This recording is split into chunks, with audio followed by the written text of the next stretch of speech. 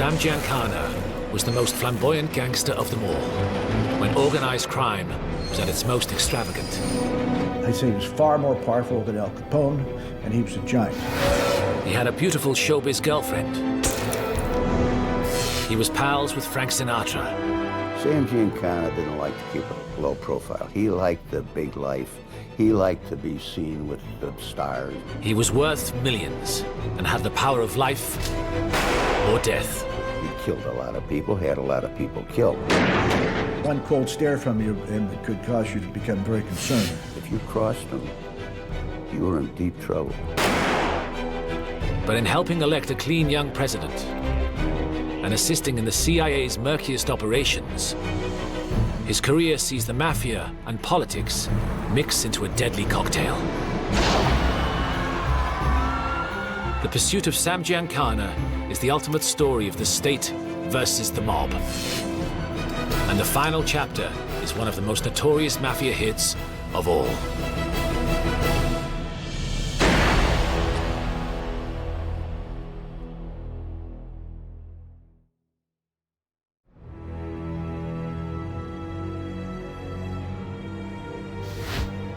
Sam Giancana had learned his gangster trade from Al Capone's top enforcers. He excelled as a driver, delivering killers to murder their victims and evade the cops. He learned how to lend money and collect the interest. Hey, Sam, loan me a $5. I got to go get something. He said, what do you take for security? And Sam said, how about an eye? His furious outbursts were so savage that people around him wondered about his mental stability. He was violent. But the people in the Chicago outfit almost are all violent. They kill people with the drop of a hat. He was a killer. Aged just 18, Giancana was charged with murder, but escaped conviction. When I first saw Sam Giancana, I thought, there is the arrogance, the hatred, the violence, the viciousness that I've dedicated my career to fighting.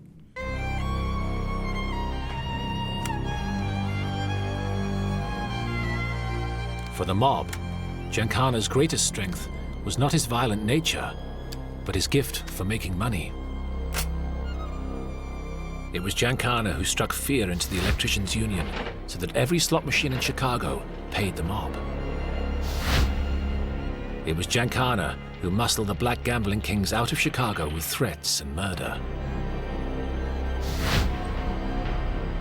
Under his watchful eye, millions of dollars poured in from casinos in Las Vegas and Cuba.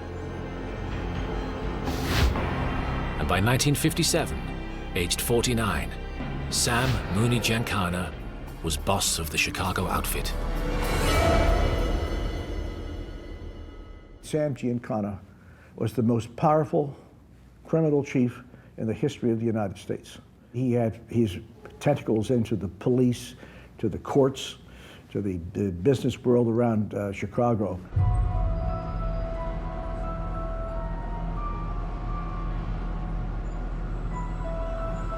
But just as Giancana reached the top, the government turned on organized crime.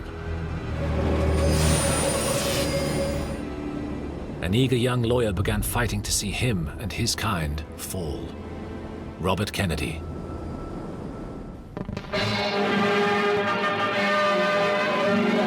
The nation's underworld gets the unwelcome spotlight of publicity as the Senate's Investigation Subcommittee begins new hearings on crime. Arkansas Senator McClellan... The Senate Labor Rackets Committee was investigating mafia corruption of the trade unions. Robert Kennedy, as chief legal counsel, made a name for himself by questioning witness after witness about their mob connections. Did you say that SOB, I'll break his back? Who did you make it about? I don't know. I may have been discussing somebody in a figure of speech. Well, who did you make the statement? Whose back were you going to break? I don't even remember it.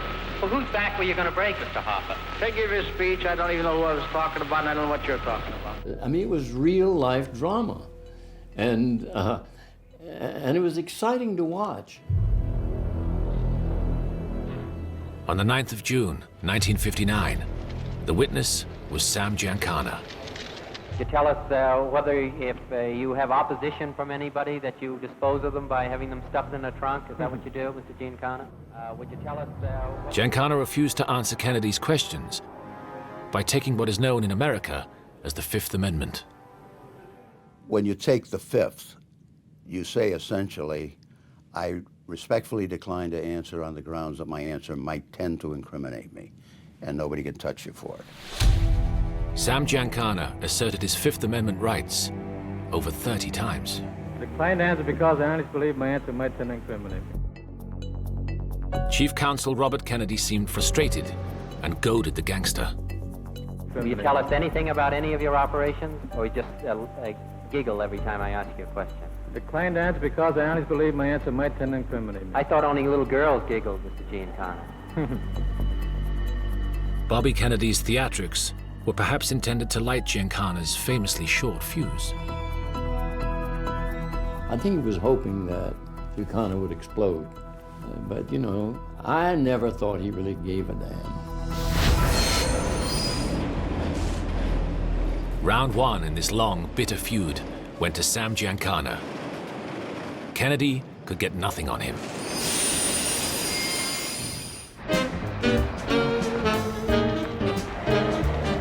And there was a reason why the Chicago boss felt untouchable. He was well connected to the Kennedys.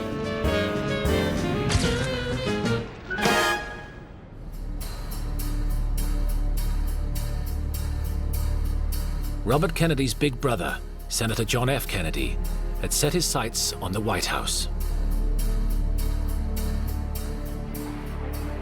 But just to become the Democrat presidential candidate was a battle.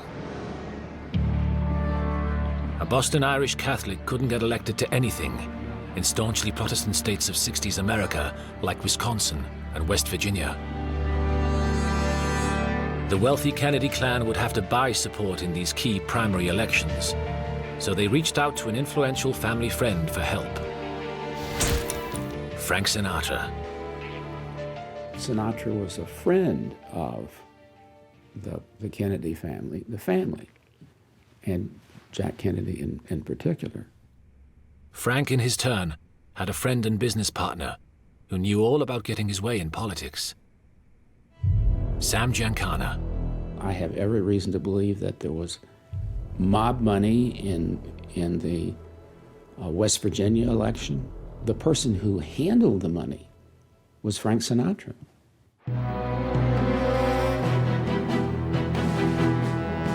Before voters went to the polls, Giancana sent one of his men to spread $50,000 around West Virginia. He sweetened local politicians with new office furniture and paid bar owners to keep Sinatra's campaign song, High Hopes, playing on jukeboxes across the state.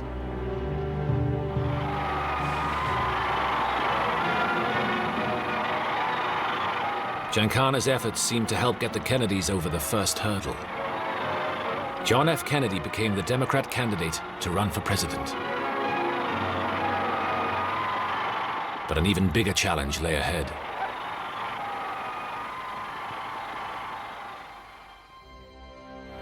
In November 1960, John Kennedy faced the sitting Vice President, Richard Nixon, in the race for the White House.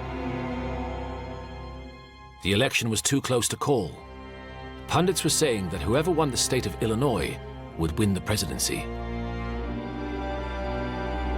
And the key to Illinois was Sam Giancana's backyard, Chicago.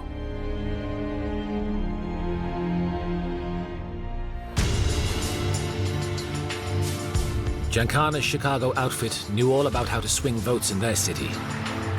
They'd been doing it for generations. In this city, no criminal enterprise is going to work until they've got the politicians in their pocket. He had the politicians, and I mean all of them. One ruse was to send scores of people from precinct to precinct, illegally voting in each one. Another well-worn trick was ghost voting, impersonating deceased residents of a precinct.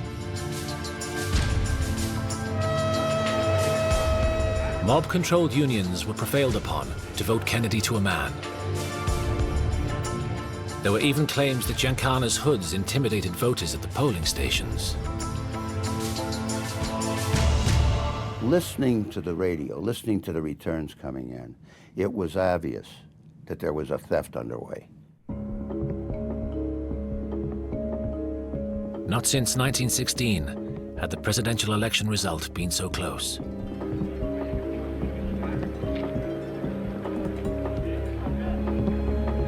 Kennedy beat Nixon by just 0.1%. Somewhat after noon on the day after the election, Senator Kennedy received a telegram from the vice president congratulating him on his victory. With this in his pocket, Sam Giancana was quick to claim that it was he who had elected Kennedy to the White House. While most dispute this, Giancana certainly expected payback. Giancana can legitimately think that he had done his work and that he had tipped it and that he could expect some result. Giancana expected the new Kennedy administration to get Bobby off his back. He told an associate, "Bobby will just be another goddamn lawyer soon. They promised me they'll take care of him." I am, in my mind, convinced that there was a deal cut. That if Giancana would get Illinois for the Democrats, that he would be given free hand. Giancana prophesied to the outfit a lessening of government harassment in Chicago and Las Vegas. He couldn't have been more mistaken.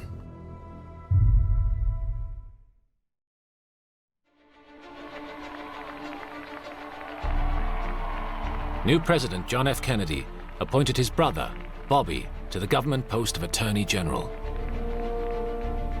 I have felt that we should secure the best talent we could get for every position, regardless of party, regardless of any other factor. This test has been applied, and it's been applied in this case. Far from being just another lawyer, as Attorney General, the fanatical mob-chasing Robert Kennedy was now the country's top law enforcement officer. It was a shock for Giancana and the Chicago outfit.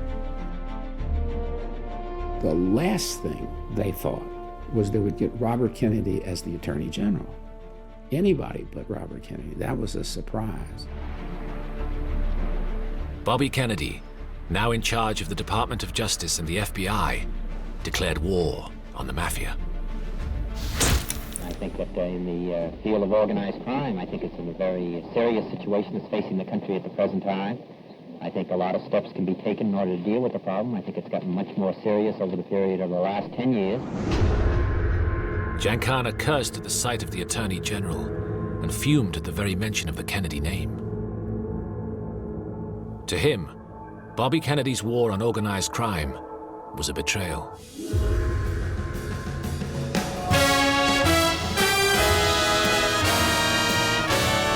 But as the Justice Department went to war, Sam Giancana fell in love. Phyllis McGuire was the lead singer of the headlining trio, the McGuire Sisters. She was 29. Giancana was 52. It seems violent Mo Giancana could be charming. And he wasn't flashy. It was just direct, and it was strength, and his eyes were, it's like they looked through you. She was a big star, stunningly beautiful, and he loved to be seen out with her on his arm. Giancana began to flood her with gifts of furs, cars, and jewelry. Cash had always bought him the most beautiful escorts, but this was different.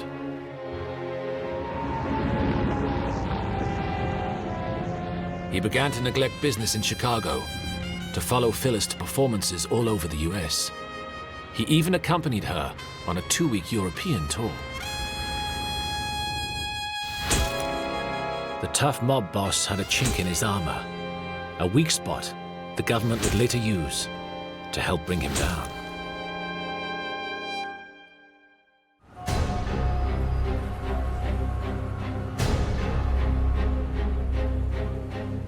While Giancana was romancing Phyllis, Attorney General Bobby Kennedy was hard at work radically reforming the Department of Justice and the FBI. He was extremely driven. He absolutely hated what he called the outfit, the Mafia, organized crime. To the 10 FBI agents assigned to Chicago, Kennedy added 60 more. Giancana called them G-men, or just the G. At first he was unconcerned, dismissing them as Boy Scouts. Up to now, their track record against organized crime had not been good. But Kennedy was changing the game. The FBI agents that descended on Giancana were a new breed. They were all clean-cut, college-educated men. Many were lawyers. Above all, the biggest problem for Sam Giancana was that these government men had a fanatical commitment to their incorruptibility. Unlike other Chicago law enforcement, Giancana couldn't buy them.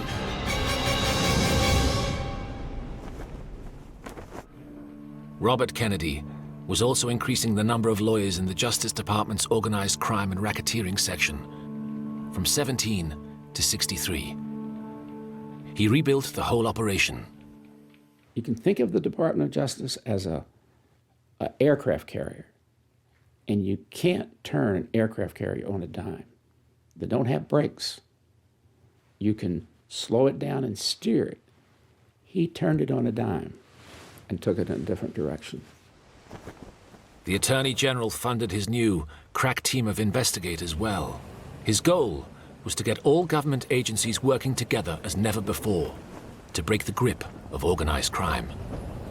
He talked directly to you. It gave us a whole feeling of electricity in what we were doing and commitment to what we were doing. We did feel that we were kind of like the new untouchables.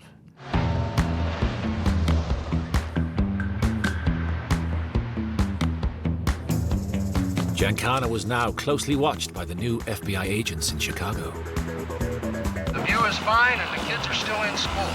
Over. His HQ was in the back of the Armory Lounge Bar and Restaurant in Chicago's Forest Park suburb. Despite FBI surveillance, his private business remained secret behind closed doors. Eyeball one to dugout. I read you loud and clear. Or so he thought. 10-3, eyeball one. Stay with it.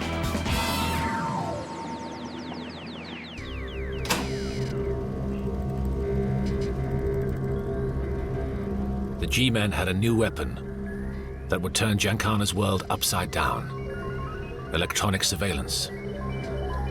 Bobby Kennedy decided that organized crime was an issue of national security. It was a threat to the United States and fell in that category that you could exercise a wiretap and install a wiretap without a warrant. The number of FBI bugs and wiretaps in America exploded from just a handful to hundreds. The FBI agents Romer and Hill, assigned to monitor Giancana, were quick to hide a microphone in the Holy of Holies, his HQ, the Armory Lounge. The G-men overheard Potsy Poe, an old associate, complaining about them to Mooney Giancana. I never thought it'd be this fucking rough. You told me when they put his brother in there, we're going to see some fireworks.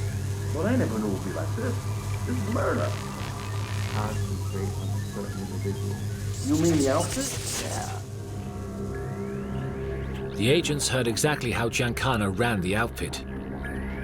Although officially the boss, he received advice from senior mob figures and retired boss Tony Accardo. Listen, Mo. Oh, we aren't here to try to twist your mind. We're just giving you what's practical. Practical advice, that's all. We're not here to try to distort you. The tapes also revealed how Giancana advised his driver and bodyguard, Butch Blasi, about the Mafia Code of Silence, Omerta. He warned about the penalties for blabbing mob business to outsiders.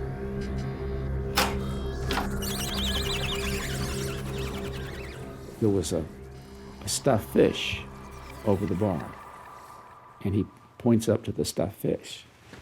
and says, "You know how that fish got that way? He opened his mouth."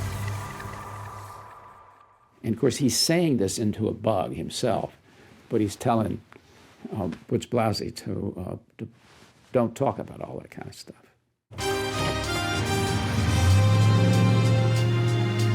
FBI agents Roma and Hill, in their surveillance of Giancana, did their utmost to exploit his weak spot, the relationship with Phyllis McGuire. They watched Sam and Phyllis closely, very closely. They took photos and shot moving footage of them together when they went out.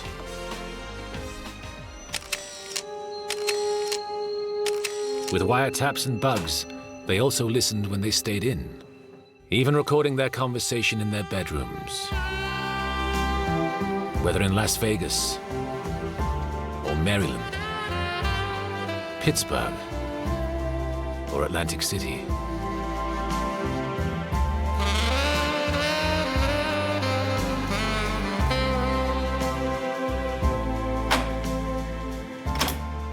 The pressure of tight surveillance got to Sam Giancana.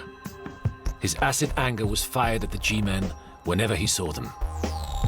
Now Roma, he spots us. He says, "Hello, Mo," and he walks away. So we move out of there, into the other room, and who the fuck walks in but that shit Hill? Giancana started to lose control. He antagonized the agents and hissed obscenities. Retired boss Accardo was concerned that Giancana would do something stupid. Don't call them dirty words or anything. Don't pay attention. Just walk away from them. Let them talk. You guys, holler and go fuck yourselves and this and that. The bastards, they're just like us. They got a job to do. We know what to do and we do it. You know.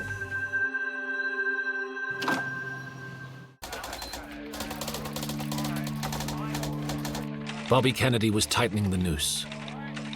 But one government agency had jeopardized all his work by secretly seeking Giancana's help, the CIA. The consequences for the agency and for Giancana would eventually be dire.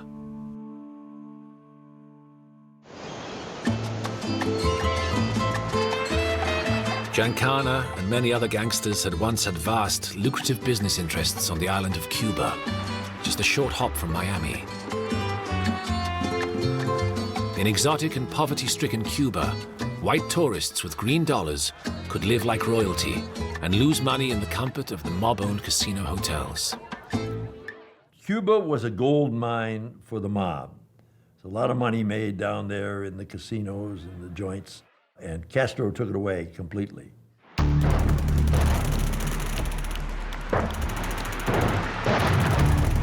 On New Year's Day, 1959, Fidel Castro's rebel forces swept into Havana and, with popular support, supplanted the old mob-friendly regime of President Batista.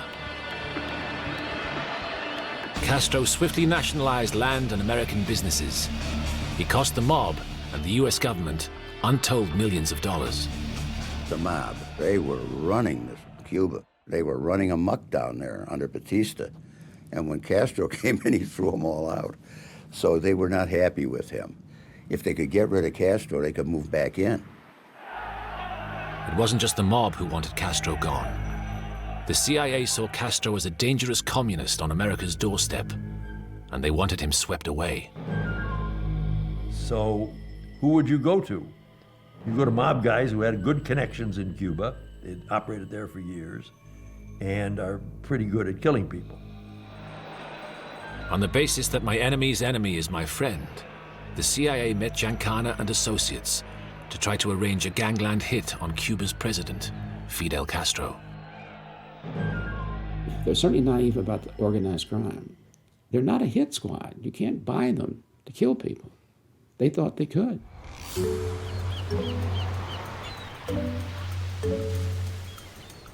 At a clandestine meeting at the Fontainebleau Hotel in Miami, the CIA wanted a Capone-style attack. with Castro going down in public in a hail of bullets. The real-life gangsters demurred, wanting to keep things nice and clean. Giancana suggested something much more CIA, using pills to poison Castro's food and drink. The CIA took his advice. But when a US government agency secretly commissioned murder from gangsters, they should have seen trouble coming. And once you've dealt with them and they've given you something, then they have a right to ask for something back. And you don't want a reciprocal relationship with them. You're compromised.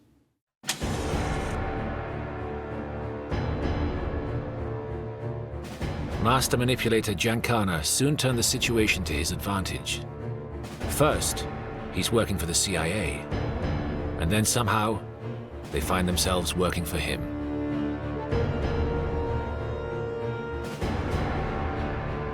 Giancana suspected Phyllis McGuire of having an affair in Las Vegas with top showbiz comedian Dan Rowan. He talked his CIA contact into arranging to plant a microphone in Rowan's hotel room. But the operation went terribly wrong. The installation engineers were discovered by hotel staff and arrested by police.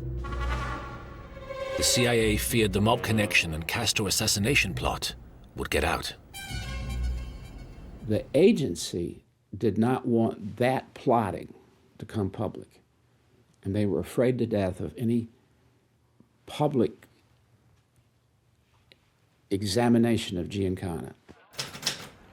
To avoid a public trial, a deeply embarrassed CIA Director of Security, Sheffield Edwards, had to confess in a memo to the FBI the whole sordid affair. When he found out, the Attorney General, Bobby Kennedy, was furious. And he called Sheffield Edwards in to his offices. And what he said was, the next time you do something like that, you talk to me first. One day, all this would come back to haunt both the CIA and Sam Giancana.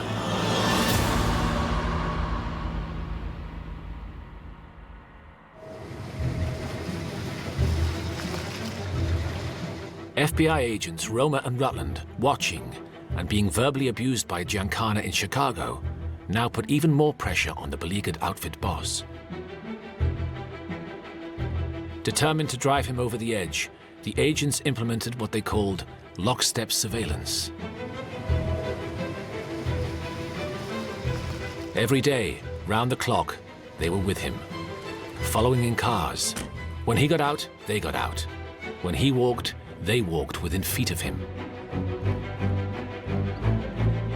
They followed him on his golf round, rushing his game, jeering from the edge of the greens. They were like this. He played golf, they were behind him, just everywhere he went. And it sent him off like a Roman candle. They even followed him into restaurants. If he went to the restroom, an agent would also go and stand at the next urinal, which made it difficult for him to do what he had gone there to do. It was pure, simple harassment. They weren't getting anything out of that.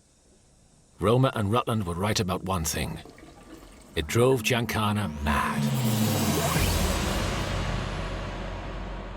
An electronic surveillance recording made in June 1963 reveals that his mob associates thought he was becoming dangerously irrational.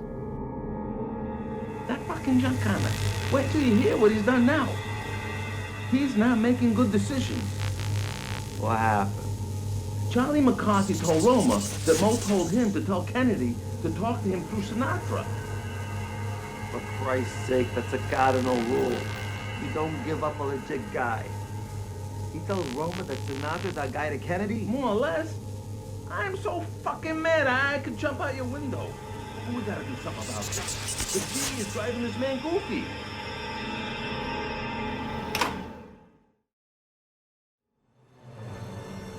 A maddened Giancana lashed out in a way the mob would never understand. He sued the FBI, saying their lockstep operation violated his civil rights. Giancana's lawyer hired a film crew to shoot the FBI lockstep in action. In a darkened courtroom, the judge was also shown Giancana's respectable lifestyle.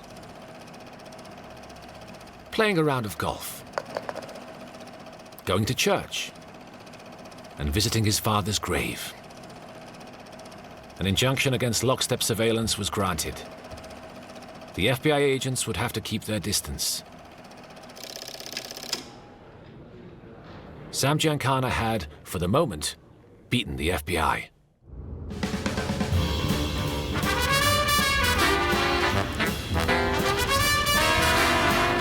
But Giancana's victory soon evaporated. And to escape the continual scrutiny, he and Phyllis holidayed at Sinatra's home in Palm Beach, and then in Las Vegas.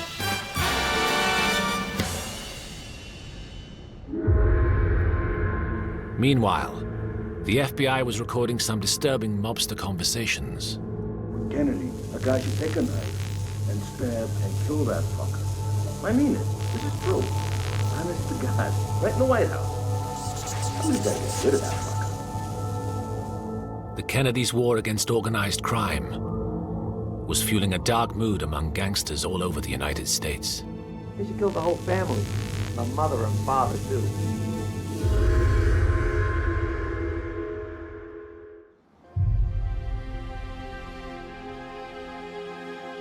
Just a few months later, on November the 22nd, 1963, President John F. Kennedy was assassinated during a Dallas motorcade.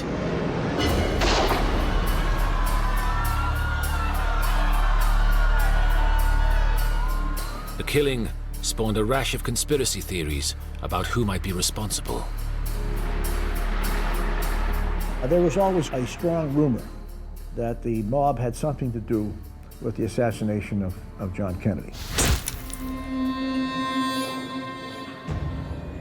The rumors of Mafia involvement were fed when it was revealed that the man who gunned down Kennedy's assassin, Lee Harvey Oswald, was mob fixer Jack Ruby.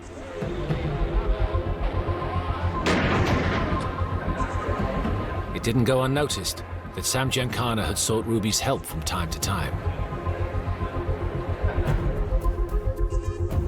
But despite the rumors, there has never been anything to substantiate claims that the mob had any part in it.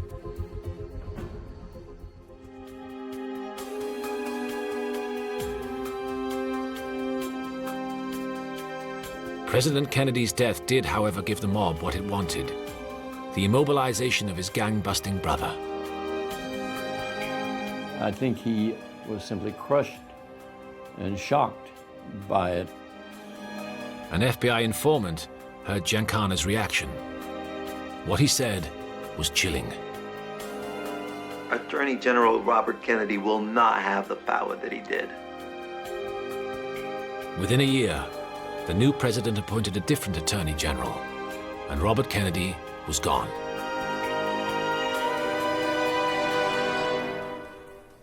Giancana thought the pressure was off. But Bobby Kennedy had rebuilt the Justice Department to smash organized crime. Even without him, the machinery worked on. Crucially, Kennedy had inspired a generation of investigative lawyers who would not give up the fight. One of Bobby's boys was a young lawyer in the Department of Justice strike force, David Shippers. Always there was this Sam Giancana hanging out there, the one guy that nobody seemed to be able to touch. All he had to do was surface once, and we'd be able to put him into a conspiracy of some kind. Couldn't find anything. Shippers' problem was a lack of hard evidence. The FBI agents' years of electronic surveillance put Giancana at the center of extortion, illegal gambling, and murder. But as the bugs were installed under presidential prerogative and not by a judicial warrant, the thousands of hours of incriminating recordings were not admissible as evidence in court. But determined to put Giancana behind bars, Shippers meticulously constructed a cunning legal snare. First, to question Giancana about his criminal career, Shippers awoke the dormant power of an investigative grand jury. Without the grand jury, we were dead in the water. We couldn't do a thing because we had no personal subpoena power. It was a grand jury that had the subpoena power. If you're subpoenaed to the grand jury, you got no choice. You got to show up. You may take the Fifth Amendment, but you're going to get dragged in there. Second, Shippers had to stop Giancana hiding behind the Fifth Amendment by removing any possibility that he could incriminate himself. If what you're saying can never be used against you, then the Fifth Amendment doesn't apply. That's where the use of immunity came in. Granting immunity from prosecution to a top mafia boss was a bold step, and a hard sell to Shippers' boss, the U.S. Attorney. The U.S. Attorney looked at me and he said, "Are you nuts? Are you crazy?" They said, "Well, you don't really think he would talk." We wouldn't immunize him if we didn't think he'd talk. If he doesn't talk, we'll put him in jail. If he does talk, we're going to have one heck of a great case. We'll break the whole stupid mafia. At last, the trap was set. But would Giancana take the bait? In December 1964, the federal grand jury investigation began. To soften Giancana up, Shippers summoned his mob associates to question them in secret. Giancana feared they might be spilling their guts, but he couldn't be sure. Then, to play even more on Giancana's increasing paranoia, Shippers exploited his weak spot. He subpoenaed Phyllis McGuire. So here comes Phyllis McGuire. We're going to put her in the grand jury. I just assumed she's going to come in and answer our questions. And the questions would essentially have been about her association, nothing embarrassing. She was the key to this whole thing. Phyllis seemed shaken by the experience. Whether she actually testified or asserted her Fifth Amendment rights and declined to answer is still secret.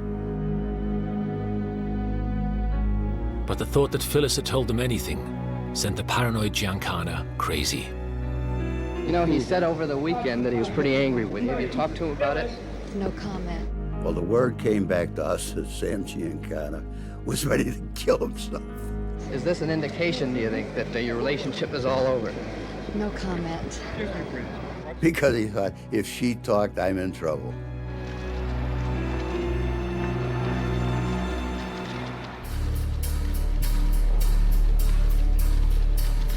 David Shippers scheduled Giancana straight after Phyllis and made sure he reinforced Sam's fears when they met just before questioning.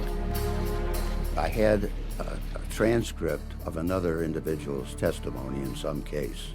It was about a half-inch thick. And we had the court reporter put a page on top that said, "Testimony of Phyllis McGuire." And I know Sam saw it. Shippers had Giancana right where he wanted him, on the witness stand. The Chicago boss thought he knew the rules of this game. He'd plead the Fifth Amendment to each question and go home as usual. But he didn't realize David Shippers had changed the rules.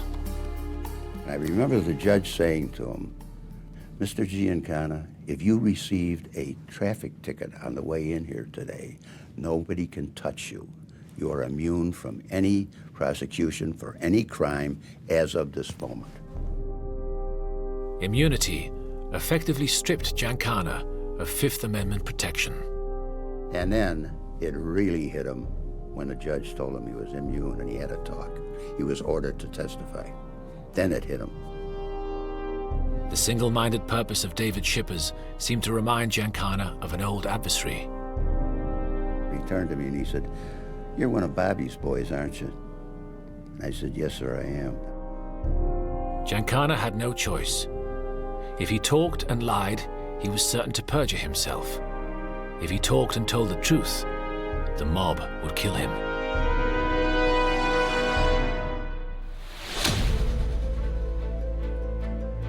Giancana gave his name and address, invoked the Fifth, and the trap was sprung. Sam Giancana, boss of the Chicago outfit, by refusing to answer questions, was in contempt of court and taken straight to jail.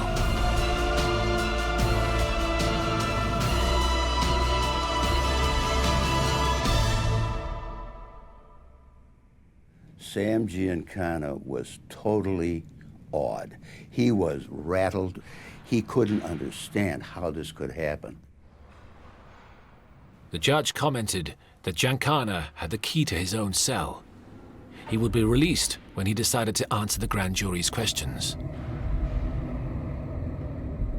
But in the outfit, you don't talk. Giancana kept his mouth shut. This was a government victory of sorts, as it was the first time he'd been in prison for over 20 years. That rocked the whole organized crime around the country.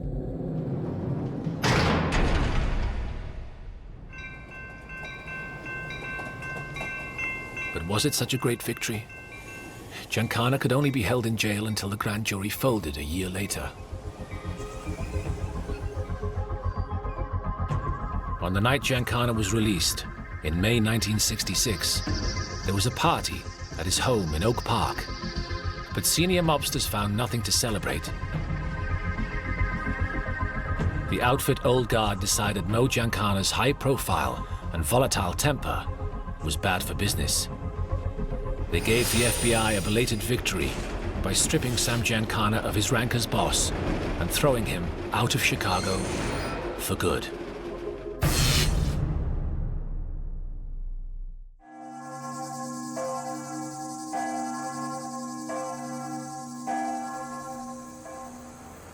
Giancana left the US to live in Cuernavaca, Mexico. Over the years, he built a new life for himself. No G-men dogged his steps or monitored his phone calls. And Giancana returned to what he did best, making money.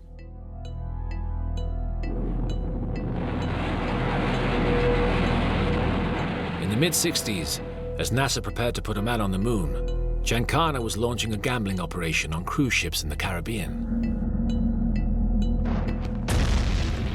While the US tore itself apart over the Vietnam War, Giancana's international ambitions met with success in Guatemala and with the Shah of Iran.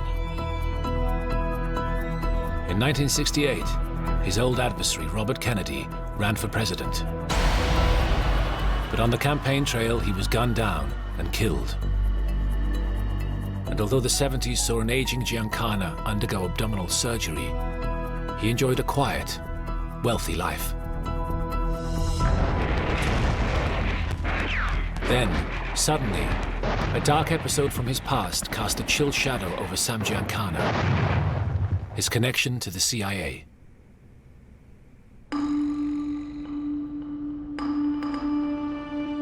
In January 1975, a Senate Select Committee began investigating illegal CIA operations, specifically CIA involvement in plans to assassinate Castro. Its findings would shock Chairman Senator Church. It is simply intolerable that any agency of the government of the United States may engage in murder. The committee was very interested in hearing from any mobsters consulted by the CIA in their Castro assassination plots.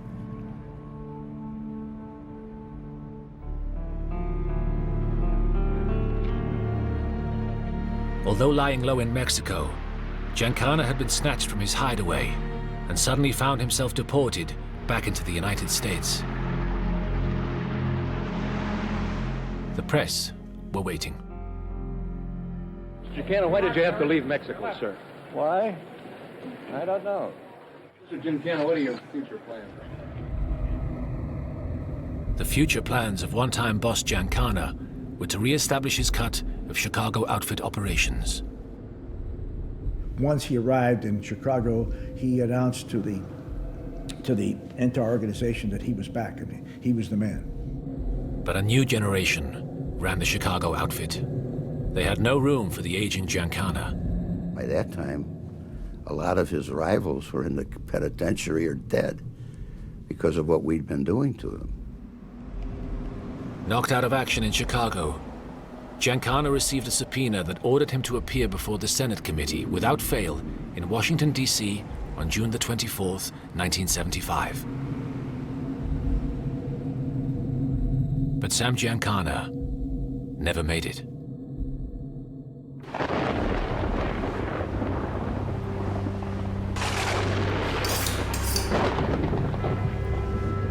On June the 19th, 1975, 4 days after celebrating his 67th birthday, Sam Giancana was at home in Oak Park, Chicago. He was cooking in his basement kitchen. Routine police patrols noticed nothing unusual.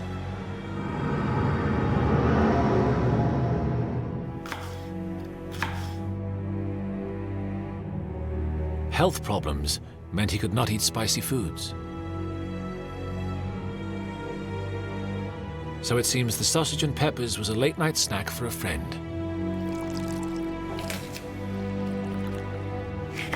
A friend Giancana liked and trusted. A close friend.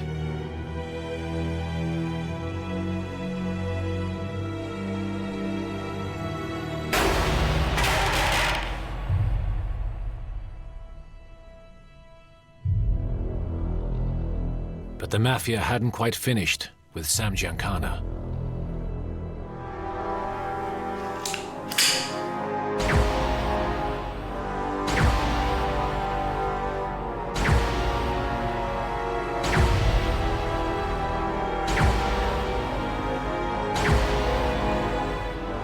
The way he was killed showed that the mob no longer trusted him to keep quiet.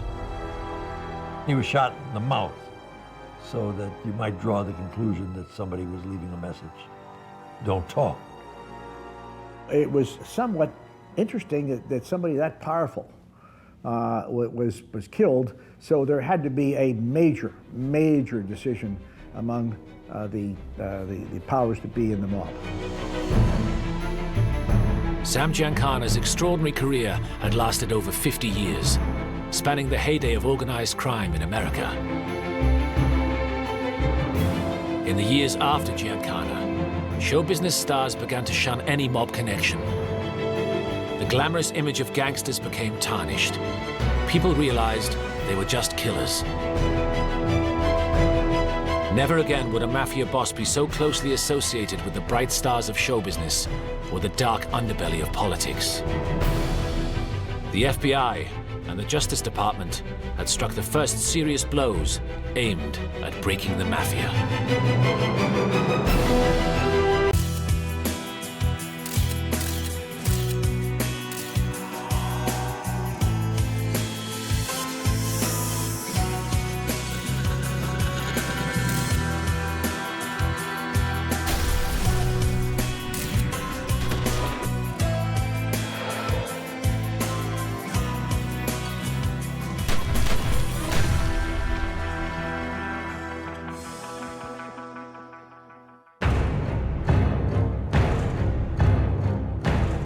Lucky Luciano, the #1 gangster of all time. Intelligent, ruthless,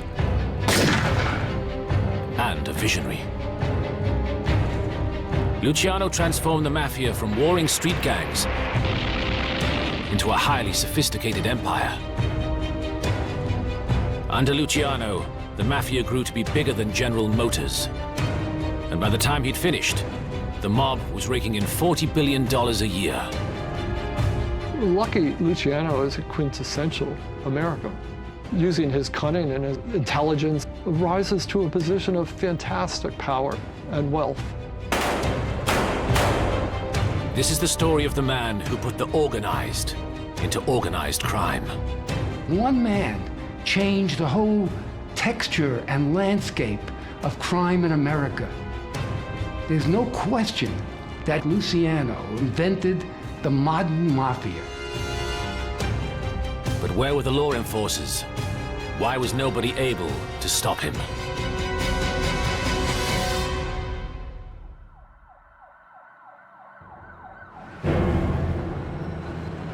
On September the 10th, 1931, 4 hitmen came calling at offices above Grand Central Station in New York City.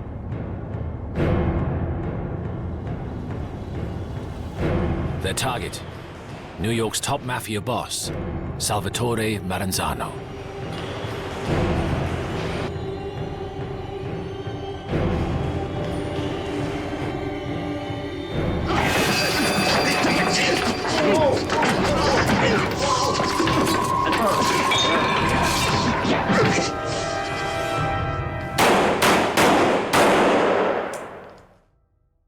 This execution was a critical moment in the meteoric rise of the biggest gangster in American history, Charles "Lucky" Luciano. Once in every generation comes along a dynamic criminal genius mind.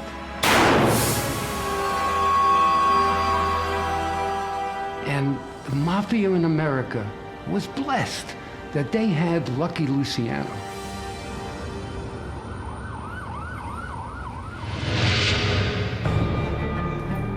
Luciano had begun his career as a top hitman for New York Mafia Don Giuseppe "Joe the Boss" Masseria. Masseria headed the largest Italian gang in the city and ruled the streets in the early 1920s. But in 1925, another boss arrived in town. His name was Salvatore Maranzano, from the infamous mafia town of Castellammarese del Golfo in Sicily. And he was eager to seize control of Masseria's empire. When tensions mounted between the two leaders, the killings began. The streets of New York turned red. The underworld called it the Castellammarese War. But for one man, all this chaos was the opportunity he was waiting for. Luciano had always been against the bloodbath, arguing that gunfights and bodies were bad for business and attracted too much police attention.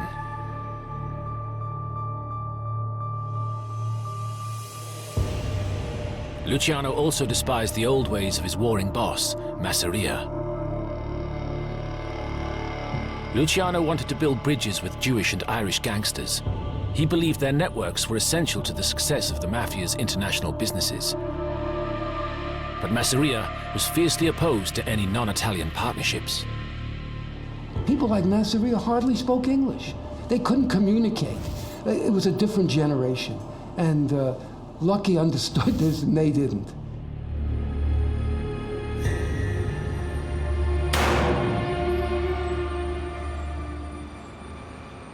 After 18 months of fighting, with no end in sight, Maranzano told Luciano that if Masseria was eliminated, he would not take revenge on his men.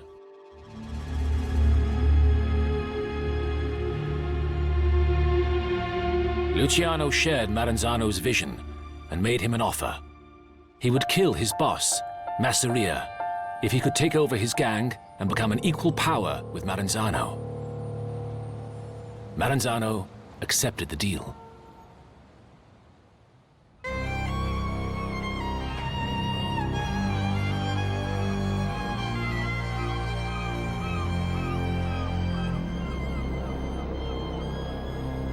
Luciano invited Masseria to a lunchtime meeting at one of his favorite restaurants, the Nova Villa Tamaro, in Coney Island, New York.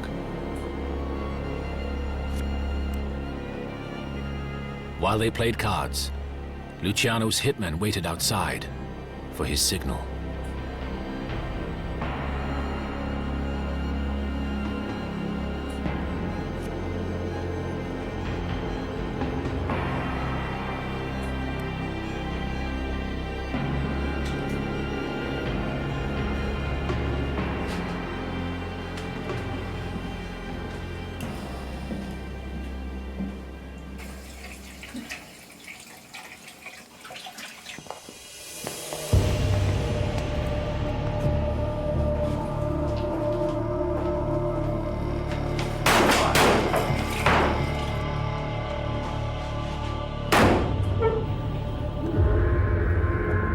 Masseria's murder, Luciano signaled to the underworld that the Castellammarese War was over.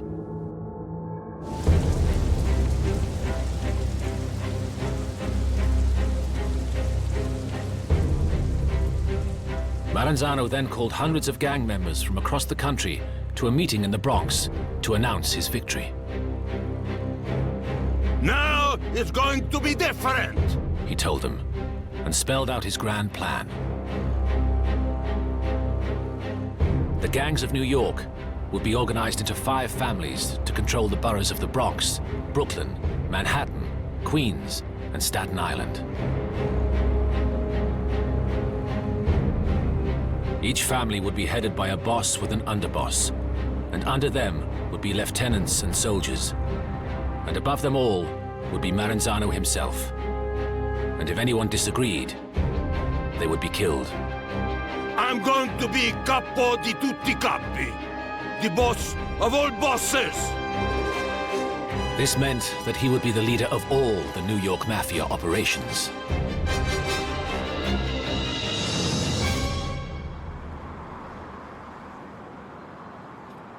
His speech enraged Luciano. Maranzano had backtracked on his promise of equality, and now Luciano was determined to strike back.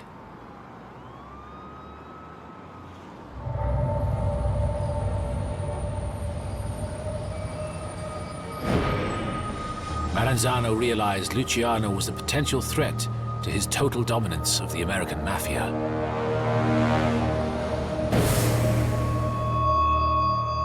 So Maranzano contracted the notorious Irish killer, Vincent Mad Dog Cole, to get rid of Luciano. Cole was a lone, out-of-town hitman for hire and would be perfect for the job. But Luciano learned the details of the plan.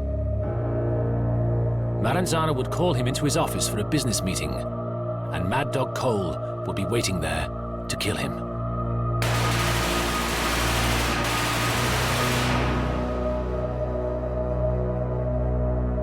For Luciano, it was now a question of kill or be killed.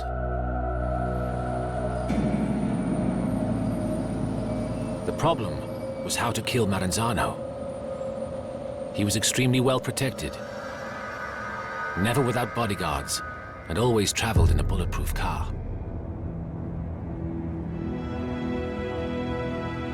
Tax agents and accountants were frequent visitors to Maranzano's offices, and Luciano realized that this was his way in. On the day Luciano was to have his meeting with Maranzano, he would send his hitmen instead, all posing as taxmen. As an extra touch, they would be Jewish, as he knew Maranzano despised them.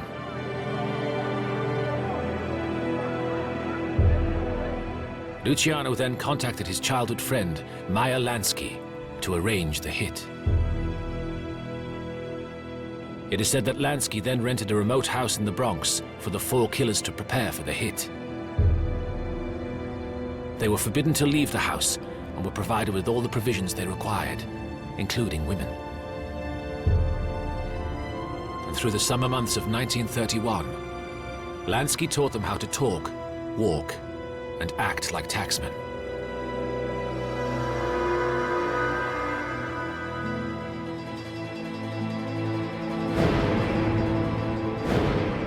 Then in September, the call came through.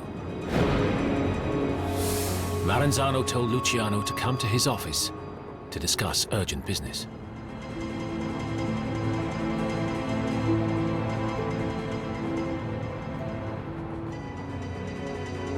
On September the 10th, 1931, Luciano sent the 4 hitmen to Maranzano's offices above Grand Central Station in New York.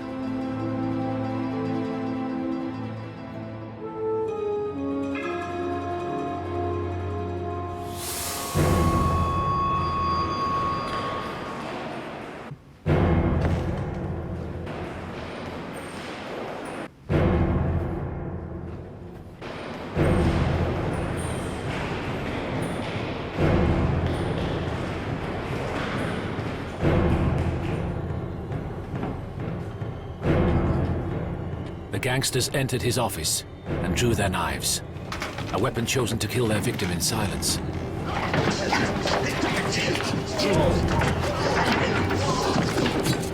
But Maranzano would not go down without a fight.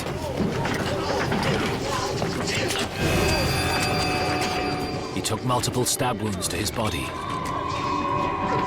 a slashed throat. He was still alive. The killers were forced to do it the noisy way.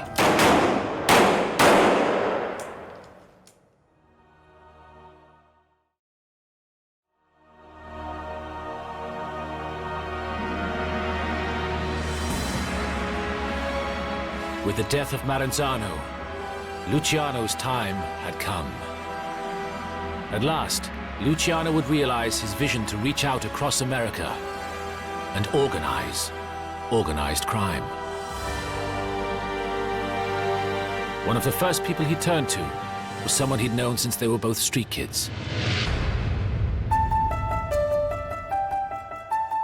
Luciano started out by offering protection to Jewish schoolboys targeted by Irish gangs. One day, he squared up to a small boy on his way home. If you want to keep alive, Jew boy, you gotta pay us 5 cents a week protection money. The schoolboy stared him in the eye and told him to go fuck yourself. It was Lansky, a young Polish immigrant and the man who Luciano had turned to when he needed hitmen for Maranzano's execution. From day one, we're talking when they're in their early teens, they knew each other. They were thugs then. But they developed this relationship where they built it into an empire. Lansky became Luciano's right-hand man and chief business executive. He was tough, brilliant with numbers, and, unusually for a mobster, honest. The relationship between Lucky Luciano and Lansky is the most important relationship in organized crime in the United States. Critically, Lansky was able to do complex calculations in his head without committing anything to paper. These are two incredibly talented and open-minded individuals who realized that if they joined forces using an American corporation as a model, that they could eliminate the possibility of an individual monopolizing profits, and they could share profits and distribute them evenly, and therefore bring a certain stability to organized crime that had never existed before.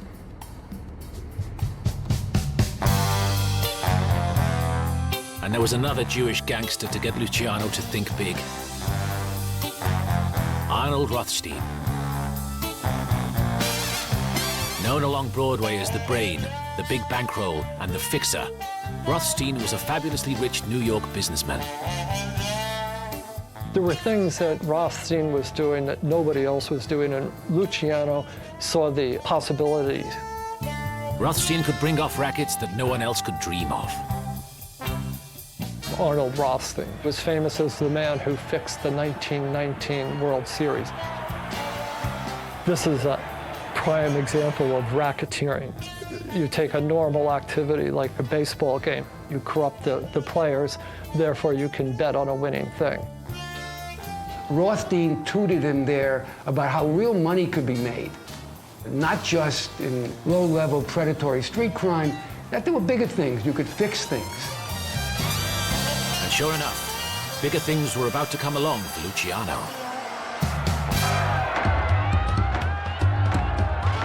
In 1919, the US government did an incredible thing. It banned alcohol, believing that it was leading to the moral destruction of the nation. The ban was known as Prohibition, and with America wanting to drink, it was a gift to organized crime gangs, especially in the thirstiest cities like New York. They saw a real gold mine in Prohibition. And what it did was it turned some of them, like Luciano, they had to become executives. Because now they had to run organizations that either imported booze or manufactured it, and you had to distribute it. So in that sense, they had to run a real organization. It wasn't just go out and mug somebody on the street. You had to be smart now, because you were dealing, instead of thousands, you were dealing with millions. So it turned these people who were really inexperienced, old-fashioned outlaws into business criminal executives overnight. Luciano, Lansky, and Rothstein proved to be quick learners, and soon they became very rich indeed. Now that wealth translates into power. It translates into political power. It means that you can buy political protection. It means that you can buy police protection, because alcohol is something everybody wants to do. So they are willing to collude with gangsters. What they don't understand is that once you cooperate with gangsters, you've sold your soul, and the gangsters understood this. With New York City full of booze, and cops, judges, and council officials being bribed all over the place, Luciano and his associates had free rein to take control of whatever they wanted. They had their hand in everything because nobody would look at them.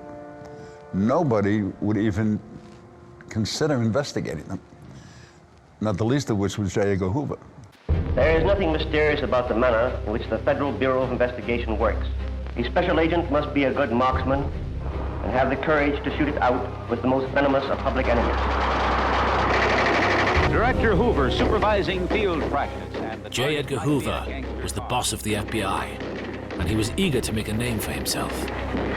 The Federal Bureau of Investigation, the paramount law enforcement, and the only national law enforcement agency that could really combat the Mafia, and they didn't do a thing. Hoover had launched his war on crime during the early 1930s. He went after bank robbers, kidnappers, and killers who were terrorizing the Midwest and outraging the nation. The FBI mostly went after the headline public enemies like John Dillinger, Pretty Boy Floyd, Machine Gun Kelly, taking people out with, you know. Hoover had essentially denied that there was a national crime syndicate. He said these are local gangsters and this is the job of the local police to deal with it. He didn't want to get involved with these people because they're very well connected politically.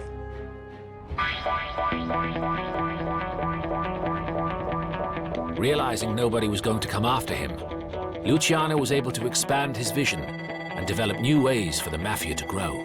Luciano saw and could predict that by the late 20s, Prohibition was going to end in America.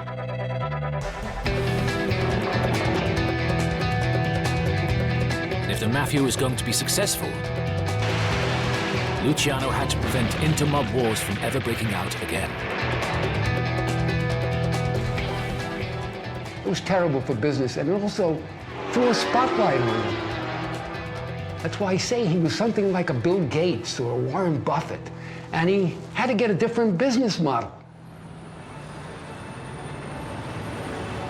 So, towards the end of 1931, Luciano summoned the top leaders of 20 Mafia factions across the country, including gangsters like Al Capone, to a national conference in Chicago.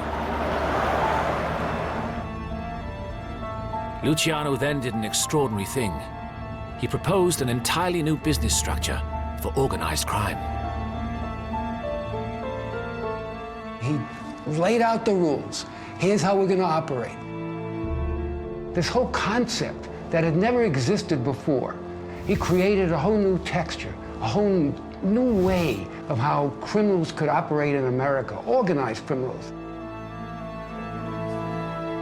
What he did was he turned predatory street gangs, which had many internal and external wars with each other, he turned them into this one single octopus of an organization that was so different from anything else that ever existed. And it took the American law enforcement almost 60 years to get a handle on it. It was so terrific. Luciano kept with Maranzano's 5 New York families, but But to each family, he added a consigliere, a skilled counselor and advisor, whose task was to ensure that problems within families were resolved without the need for violence. Luciano then unveiled his most striking innovation without precedent in the Sicilian Mafia or amongst American gangsters. Luciano, he created the commission, and the commission would be the board of directors. If any rules for the mafia throughout the country had to be changed, it would be up to the commission.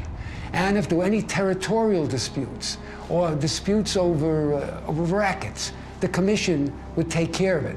Now, the concept there was to prevent wars. It is almost precisely what the various countries around the world did when they were faced with the same problem post-World War II. They created the United Nations. One could actually take the UN Charter and for most of it substitute the word families for states and Cosa Nostra for the Organization for the United Nations and Commission for Security Council, and the rules would be identical.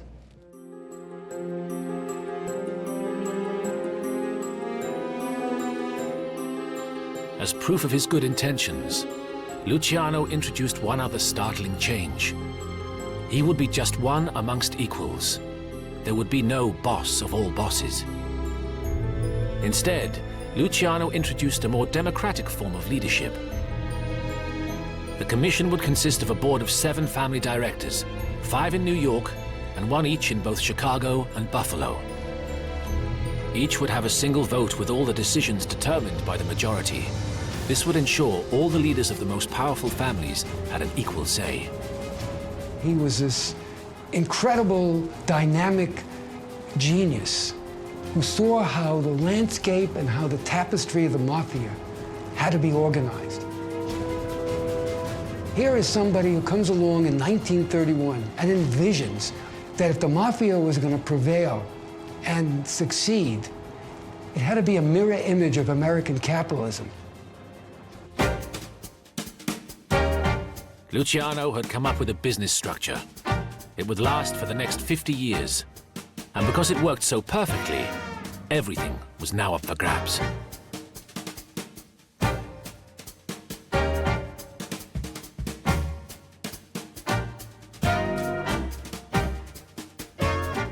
But the commission was the second government of this country. It really was. They actually controlled a lot of industries in this country, not the least of which was the restaurant business, the gambling industry. Las Vegas is a great example of it. They had control of the garment industry, the meat industry, the fish market, the docks, the unions, loan sharking, drugs and prostitution. Luciano said he was going to turn prostitution into an industry like the A&P, which is a supermarket chain.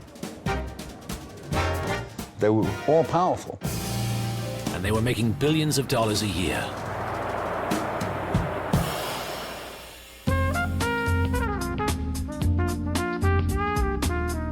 And what was good for the Mafia was good for Luciano, too. By 1930 standards, Lucky Luciano wasn't even a multi-millionaire anymore, he was a billionaire.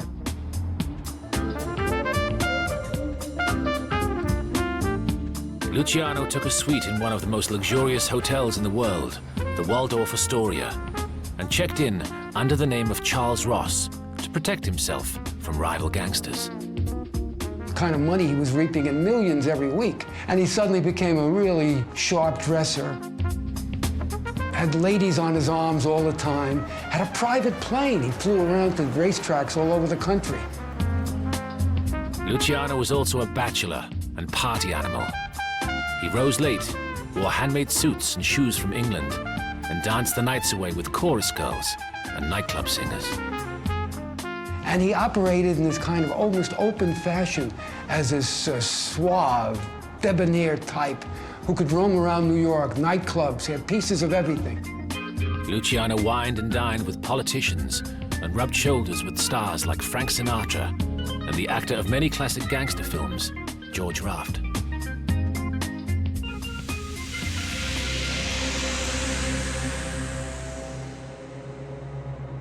Luciano's high life was getting him noticed elsewhere. FBI agents began to work out that he was a key player in the underworld, but they had surprisingly little information on him. One statement described Luciano as the leading racketeer along Italian lines, is very powerful and made considerable money in liquor. Another declared, Charles Luciano, alias Lucky, is the head of the underworld in New York. And an FBI memo had Luciano in a conspiracy to smuggle drugs from Europe into the United States.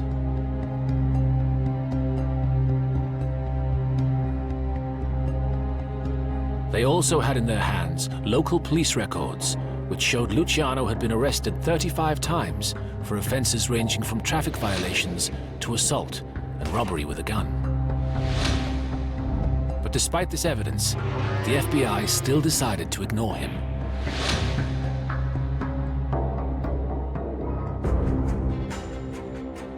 But there was a man determined to get Luciano.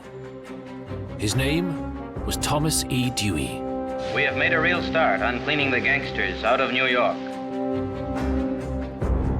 Dewey was a fiercely ambitious lawyer who, by the age of just 33, had got the top job as New York City's special prosecutor to crack down on organized crime. In 2 years, we have shown that our people can be protected, that they can be delivered from the grip of the mob. In the 1930s, Luciano was the face of organized crime. It was an open secret how important and how big he was. And Dewey was after him. He realized that Luciano must be making vast sums of money from his criminal enterprises to finance his luxurious lifestyle. Today, crime is syndicated and organized. A new type of criminal exists who leaves to his hirelings and frontmen the actual offenses and rarely commits an overt act himself. The only way in which the major criminal can be punished is by connecting him to those various layers.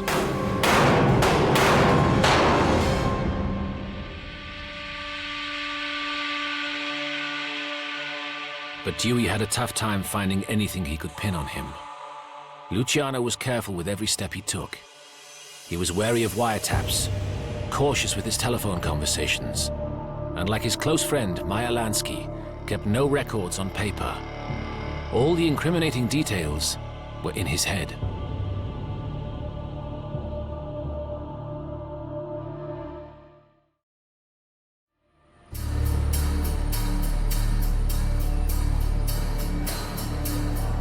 Then, out of the blue, Dewey was offered a lead that could ensnare Luciano in a web of vice crime.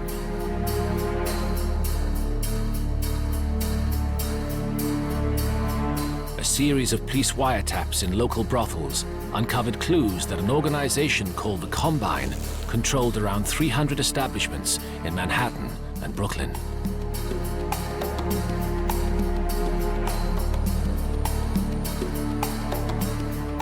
They discovered that a top Luciano enforcer named David Little Davy Batillo was overseeing the Combine operations.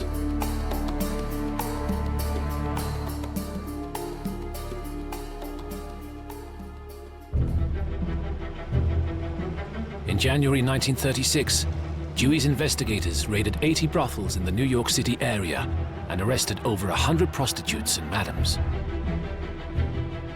These arrested women were definitely placed between a rock and a hard place. They had nowhere to go. The cops started to put the women under real pressure to spill the beans on Luciano. So many of them were addicted to heroin when they were arrested. Cops waited until the 4th day of the cold turkey withdrawal when they were climbing the walls and desperate to get them to agree to testify against the mob. Dewey's investigators managed to get 3 or 4 people to flip, to turn. And incredibly, they claimed that they had seen Luciano at meetings where he discussed what kind of percentage his family was getting from these whorehouses.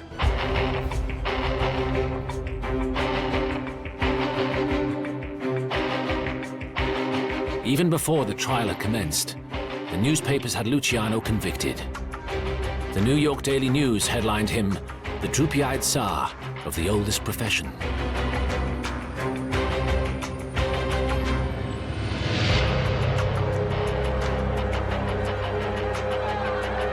The trial began on May the 12th, 1935.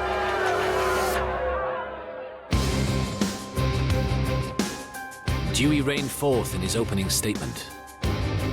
Luciano will be shown not to have placed any of the women in houses or taken money from them. Instead, he set up his apartment in the Waldorf Astoria and was the czar of the ring. We will show that Luciano's function was to rule. All other defendants were his servants. Dewey lined up 68 witnesses, mainly hookers, pimps, and madams, who had been promised shorter sentences, immunity, or probation from aiding the prosecution. Dewey's main strategy was to depict the prostitutes as desperate victims of the Depression, exploited and terrorized by the Combine's ruthless enforcers.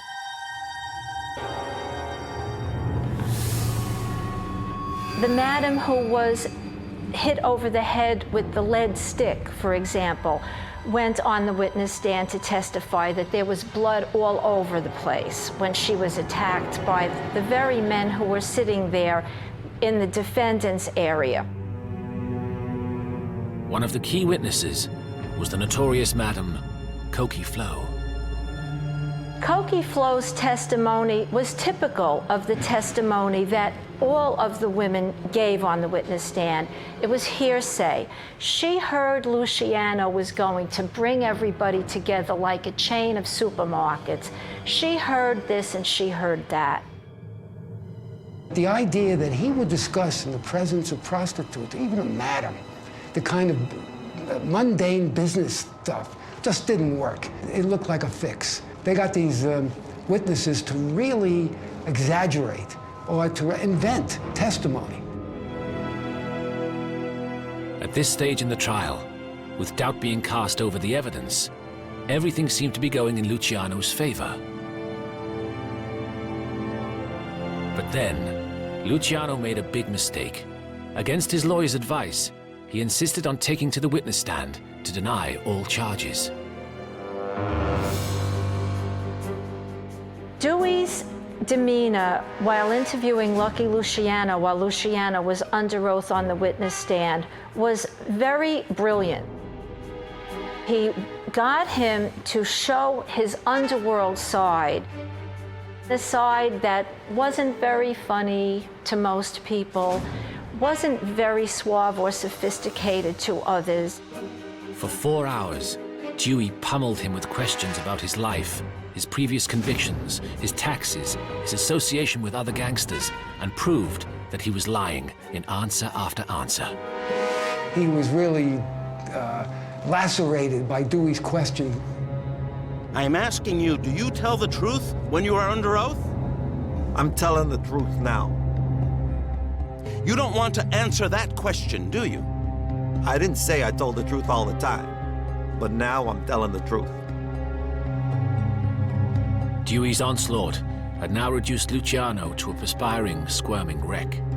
Far from being an honest businessman, he was revealed as a tax evader. You have not paid a dime to the state government yet, is that right? That's right.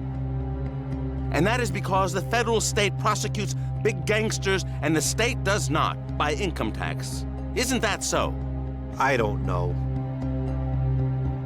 Dewey even brought out information, very embarrassing to Luciano, that he had once, when he was a young man, had been an informer in a narcotics investigation. So it made his whole reputation look a little tainted. Here was this top guy. Turned out that once he had been a rat to save his skin. In the end, Dewey's summation to the jury described Luciano's testimony as a shocking, disgusting display of sanctimonious perjury, at the end of which I am sure not one of you had a doubt that before you stood not a gambler, not a bookmaker, but the greatest gangster in America. And Dewey managed to persuade the jury to the end.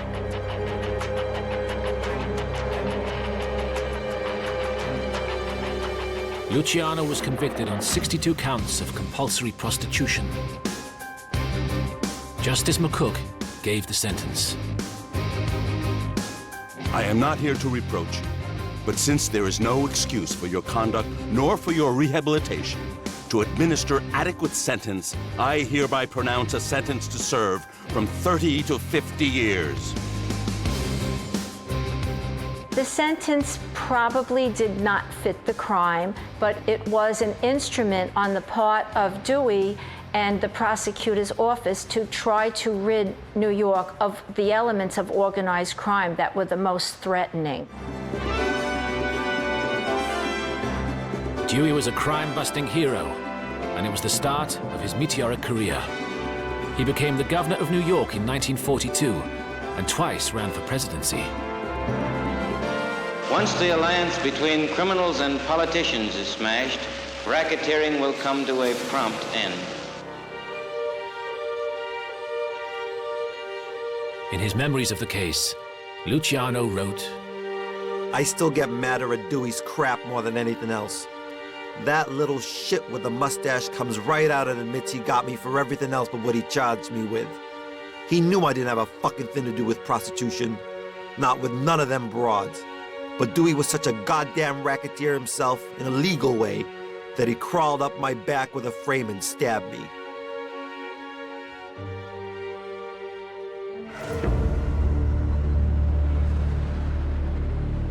Luciano tried to fight back.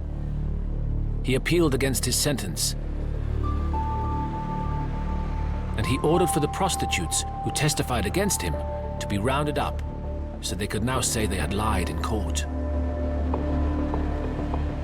They met up with the mobsters, all is forgiven kind of mentality, and re-addicted to heroin almost immediately.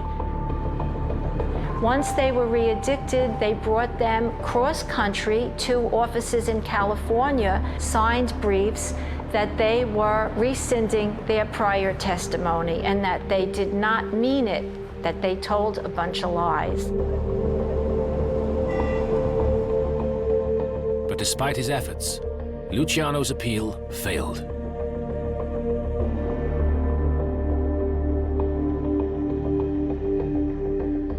Luciano was sent to the isolated maximum security Clinton Penitentiary in Dannemora, near the Canadian border.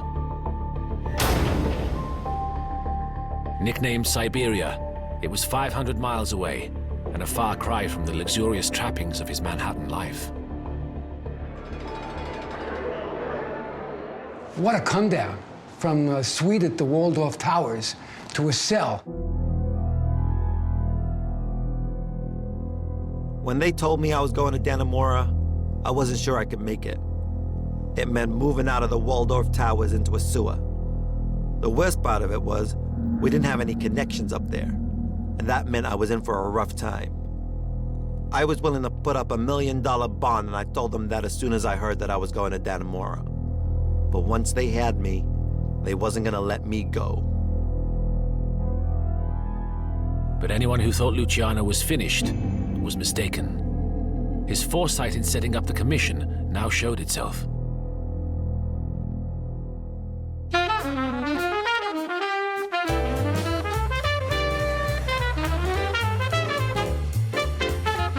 When he was sentenced, the family didn't dissolve. The organization continued to function. And this is, again, the wisdom of Lucky Luciano, that even though he, the originator, is the first boss to be convicted, he proves his point. It functions well.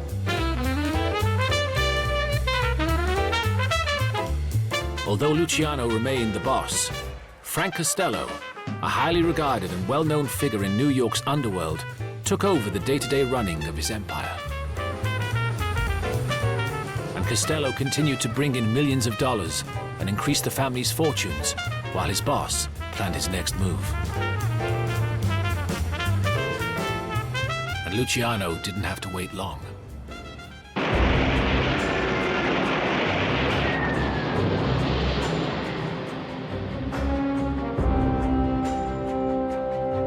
When America entered the Second World War in 1942, he found that his country needed him.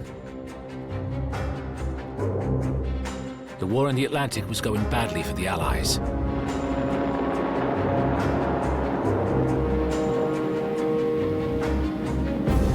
And the US government was concerned their crucial East Coast docks were under serious threat. It's the keystone to the war effort on the East Coast.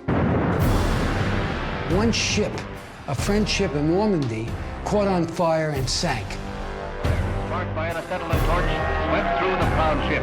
Thousands of workmen fled for their lives as firemen from all parts of New York and neighboring cities fought the fire around the clock. The prevailing opinion is that it was accidental, but the U.S. Navy and a lot of other government officials believed it could have been sabotage. Naval intelligence, desperate to prevent further attacks and German spies from infiltrating the docks, sought the help of the mobsters who controlled the waterfronts. But if they were going to get the help of the dockers, they had to get the Mafia's permission first. Luciano was so powerful that the Mafia bosses would not consent. These are not patriots. They're not stepping up to the government and saying, yes, sir, and saluting. They're saying, we have to get approval from the boss, our boss. Our boss is not the President of the United States. Our boss is Lucky Luciano, and he's in prison. To win Luciano's support, the first thing the US government did was move Luciano from the harsh conditions of Dannemora to a prison known as the Country Club of the penal system, Grand Meadow, close to New York. Here, Luciano began negotiations with the authorities and his men. And sure enough, Luciano acts like he's a patriot now, even though he was still an Italian citizen and never a naturalized American citizen. And he sends out the word through Lansky and other couriers, peace on the waterfront. Not only would there be no sabotage, there would be no work stoppages. Things were going to run smoothly. It's the word from the boss. What an example. A man in prison has so much power that he can control the essential harbor in New York City. If you need any testimonial to his power, that's it. Luciano then asked for a pardon. He had delivered his side of the bargain, and now wanted freedom. Guess who's the governor of New York at that time? No other person but Thomas E. Dewey. In an extraordinary irony, Dewey, the man who put him away for 30 to 50 years, granted Luciano executive clemency in 1946 on the condition that he was deported to Italy and that he would never be allowed back in the US. Dewey's resentment was clear. Upon the entry of the United States into the war, Luciano's aid was sought by the armed services in inducing others to provide information concerning possible enemy attack. It appears that he cooperated in such an effort, although the actual value of the information produced is not clear.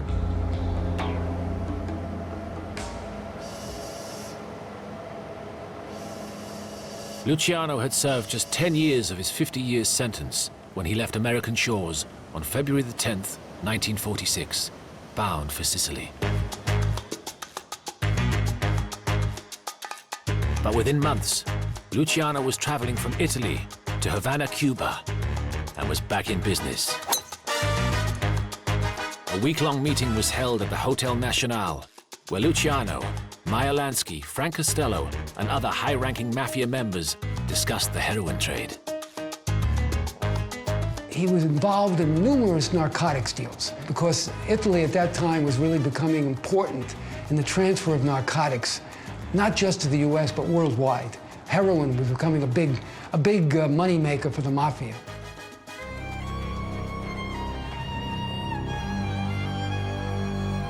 In 1957, in Palermo, Sicily, Luciano was reported to be overseeing meetings with more than 30 Sicilian and American mafia leaders to create the world's largest heroin exporting rackets.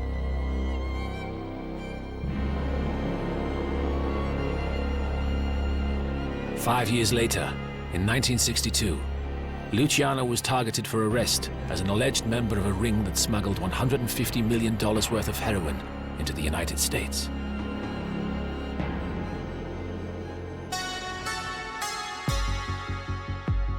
But before the authorities could get him, Luciano died of a heart attack in Italy. He was 65. A guy who could demand respect. Luciano was the power to be. He ran the show, willing to resort to violence if he had to. And the system worked. I mean, the guy was good. Charles Lucky Luciano's reign had been a remarkable one. He transformed the Mafia from the warring street gangs into a highly sophisticated empire. Under Luciano, the Mafia grew to be bigger than General Motors. And by the time he'd finished, the mob was raking in $40 billion a year. And while there had been run-ins with the local law enforcement agencies, the FBI hadn't even known it existed. And if anyone likes to think of Luciano as a criminal genius, they should not forget that he had many people killed, condemned many others to drug addiction and prostitution, and left a terrible wake of misery and suffering behind him.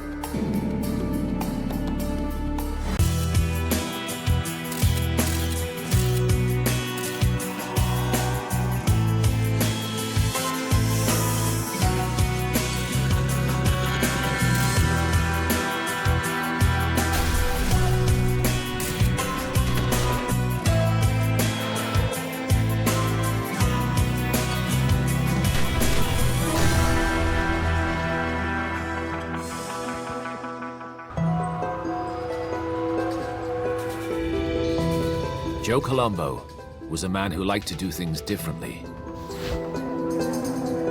He was the only mobster who dared to protest against the FBI. You don't go to war with the United States government. Nobody goes to war with the United States government. They're too powerful. But Colombo did. His weapon of choice, mass protest. There's a conspiracy in this country against every Italian American. We've been saying this, we'll continue to say it, and it's only till it touches them. But in following this path, Colombo moved from crime into politics and the glare of publicity. On the way, he broke the cardinal rule of the Mafia. He was the one that chose publicity over silence. He was the one that chose cameras over staying in the shadows. Colombo became infatuated with fame and celebrity and completely forgot the way a mobster should live. This incensed the old mafioso. They didn't want that. And he was told, stop this. If you continue, you're going to pay a price. In the heart of Manhattan, in front of thousands of witnesses, Joe Colombo would face his day of reckoning.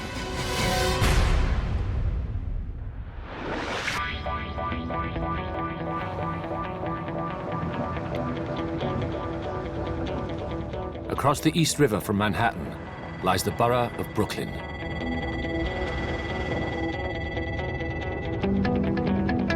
In 1962, this was Mafia country. The hunting ground of Joseph Colombo. The 40-year-old mobster lived and worked these streets.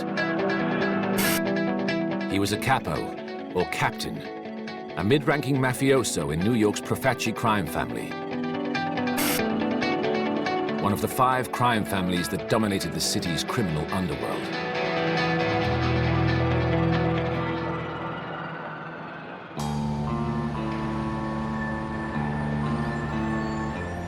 Then, in 1964, an event took place that would supercharge his career.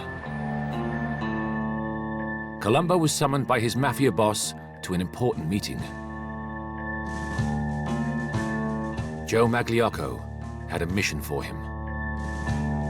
It was a hit, and a particularly dangerous one.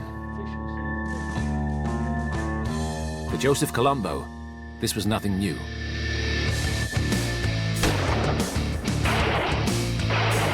He had already killed people, about 11 murders to date. Rubbing people out was what capos did. You would never advance to capo without killing. If they tell you to kill somebody, you go out and kill somebody. And you don't resign except feet first.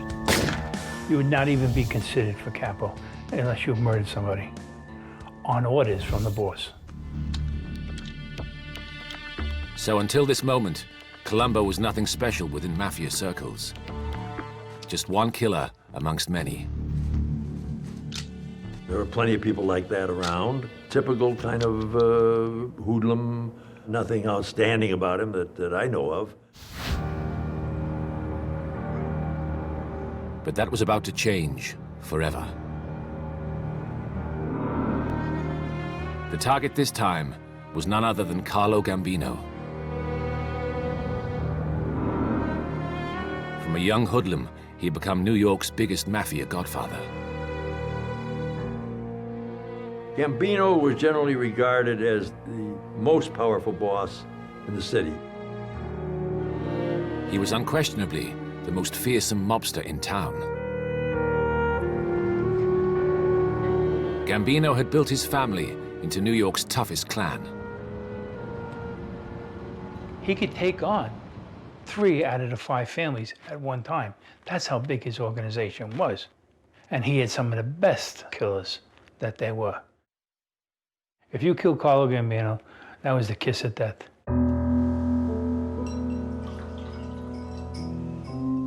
So, rather than kill Carlo Gambino, Colombo decided to tip him off.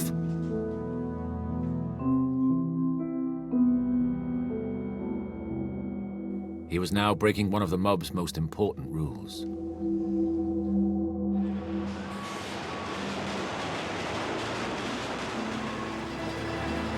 Every mafia family relies on unswerving loyalty from its members. This is one of the so-called 10 Commandments. Your family comes first. Always. You swear allegiance to that family and only that family. Nothing will come before your family, your mafia. And everything else takes second place to it.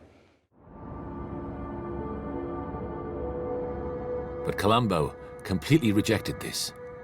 He went straight to the man he'd been told to kill, Carlo Gambino.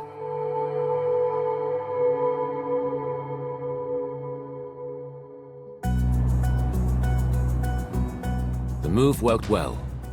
Gambino was grateful. First, he ordered Colombo's boss, Joe Magliocco, to retire. Then, as a reward for Colombo's bold move, he was given Magliocco's old job. He was promoted to head of a family, renamed in his honor. The Profaci family became the Colombo family in 1964.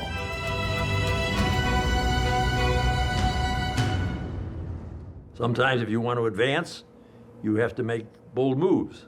Very bold, but it worked out. Colombo had made mafia history. He became the youngest godfather in a generation.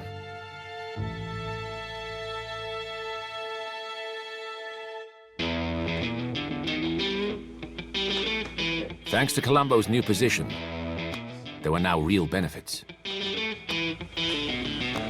He could live off the proceeds of crime paid to him by his criminal family members. Well, if you're the godfather, you're the boss of the family, and depending upon the size of that family, all your capos have to be bringing an envelope up to you. Everything that is brought into the family is kicked up to the head of the family. Colombo eagerly took over the best money-making operations, and the cash rolled in. And Anywhere where there was money to be made, you could find organized crime. They know how to make money out of just about anything.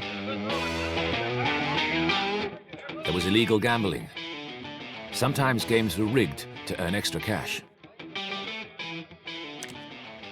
Well, the gambling racket was basically, you could have a floating crap game or a poker game, and it could be moved anywhere within the city of New York. I mean, it had cocktail waitress and everything. It was a high-end roller, and it still goes on today.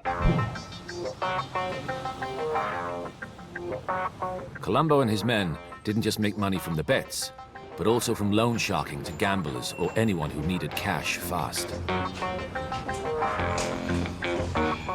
Loan sharking, or Shylock loans, charged borrowers huge rates of weekly interest, known as the VIG. Basically, there are many people out there that need money, and banks would not that readily give them the money because they had no financial backing. Organized crime would. Of course, he would pay an interest on the money, almost 25 to 26%. If you miss a payment, they'll double the VIG. If you carried on missing payments, you could expect a beating, or worse. The loan shark book of any mafia operator could run into hundreds of thousands of dollars of weekly income. It was an easy way to make cash on the street.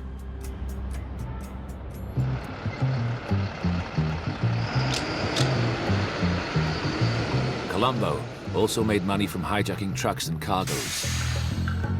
The stolen goods were then sold on, known as fencing. Added to the mix was extortion, protection rackets, and infamous mafia-run union scams. Unions controlled everything from construction to garbage. So the mafia took over the unions. They plundered the pension funds and set up trade monopolies that benefited only them. As a result, Columbo was getting seriously rich. The only problem was, this wealth began to attract the attention of the police and the FBI.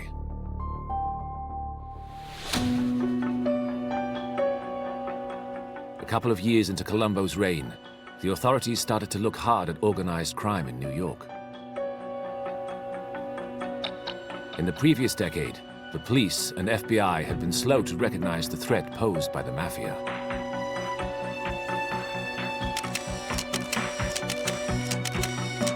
Now Columbo and the city's mafia families were in their sights.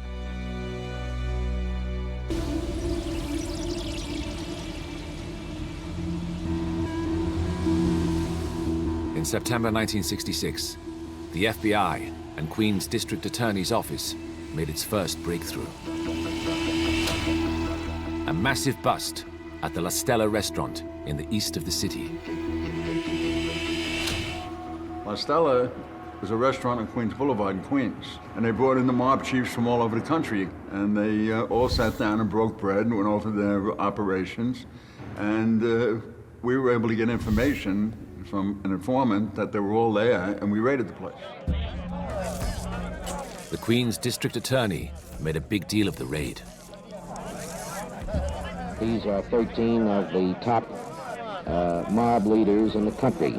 Their meeting has nationwide implications in our opinion, and as far as we know, this is a unique meeting. We have never had such a meeting of top family leaders and gangdom leaders in this county to our knowledge.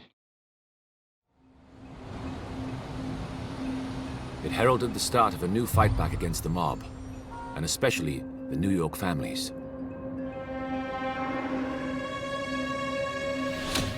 Columbo, as a family head, was now on the law enforcement radar.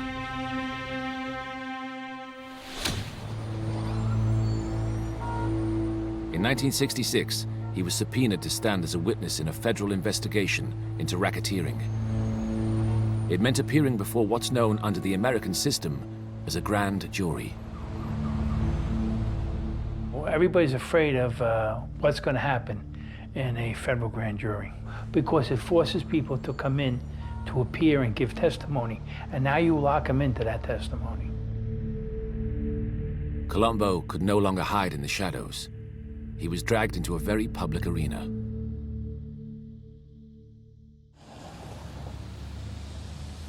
But when he came to court, he stuck to mob protocols and refused to testify, insisting he was just an honest businessman. One of the codes of the mob is don't make yourself a target. Don't make yourself to go out there and bring attention to you and to our operation. What they call our thing, Cosa Nostra. The code of silence is held by a lot of different groups. And the old bosses believed in keeping a low profile and your mouth shut. His strict observance of this tradition cost him. His punishment was 30 days in jail, an easy stretch. But for Joe Colombo, this was an epiphany. He realized what attracted the FBI and police to him was his wealth without any visible source of income. So he devised a perfect solution to deal with a new heat from the FBI.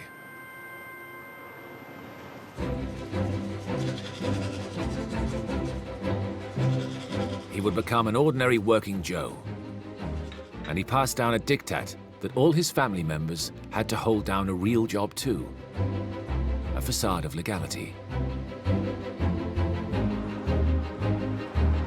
Colombo led by example. He worked as a salesman at Cantalupo Realty, based here at 86th Street in Bensonhurst, Brooklyn. On their books, the Godfather was a $35,000 a year employee. In reality, he conducted his mafia business at the offices. Now, when pressed by the authorities, he could explain his lifestyle. And what a lifestyle it was.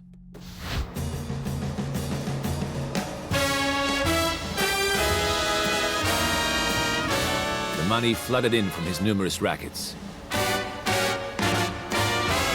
And Colombo was starting to get carried away with his status. He headed across town to party and enjoy the good life in Manhattan. He became increasingly flamboyant and extravagant. Bedecked in expensive jewelry and suits, Colombo cruised around the city in flashy Cadillacs. Joey liked to dress like the biggest actors. He liked to dress as good as Frank Sinatra. He liked to dress as good as Dean Martin. He didn't want to look like the poor schlep. He just didn't buy a suit off the rack. The suits were tailor-made, silk shirts. He had everything made. Everything was tailored. He was meticulous about his clothes. By now, other mobsters had learned this was not a good idea. Flashing the cash drew the attention of the authorities. Carlo Gambino, you never see him in a nightclub or a bar or checking out with women. He was just low-key. And the other mafia clans were right to worry.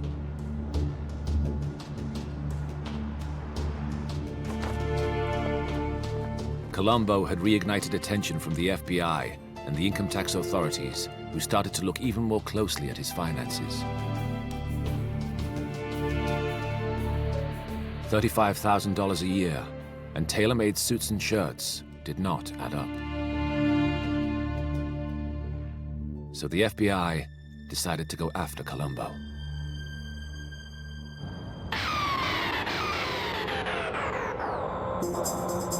In 1970, his son, Joe Jr., was arrested for melting down silver coins to extract precious metals. Colombo viewed this as a trumped-up charge designed to get at him. It was the final straw. Now, he hit upon a radical solution to the FBI sniffing around his affairs: civil rights.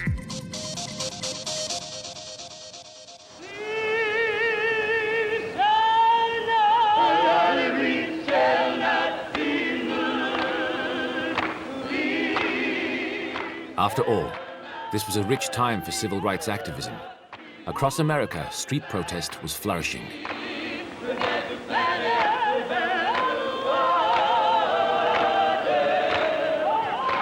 The African-American civil rights movement was changing the face of America and inspired many other minority groups into action. We're going to walk together. We're going to stand together. We're going to sing together. We're going to stay together. We're going to moan together. We're going to groan together. And after a while, we'll say, freedom, freedom, freedom now!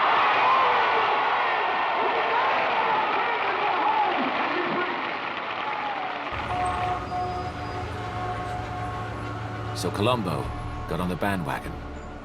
From a campaign office here at 7th Avenue, the former hitman prepared to step fully out of the shadows and into the glare of publicity and politics. We feel that the people have had it, and the Italian people in particular, in the United States, which number 38 million, have been losing its identity as time has been going on, more and more and more so. He exploited the growing unrest in the Italian-American community of the time. He claimed that Italians were being discriminated against. There was some truth in that. At that particular time, you found very few Italian names on Wall Street in law or banking firms. And a lot of Italian Americans were not involved in any kind of organized crime or any other kind of crime. So, Columbo would stand up for the rights of ordinary Italian Americans. And he started in a way that nobody could have foreseen. In effect, he declared war on the FBI. So he began picketing FBI headquarters, which was then on the Upper East Side.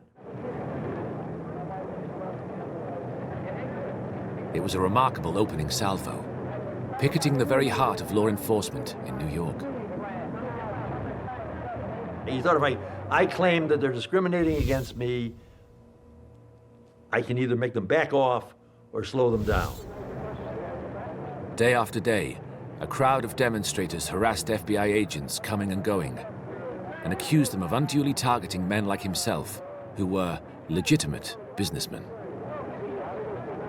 Why the FBI? Why is the FBI, in your mind, persecuting the Italians?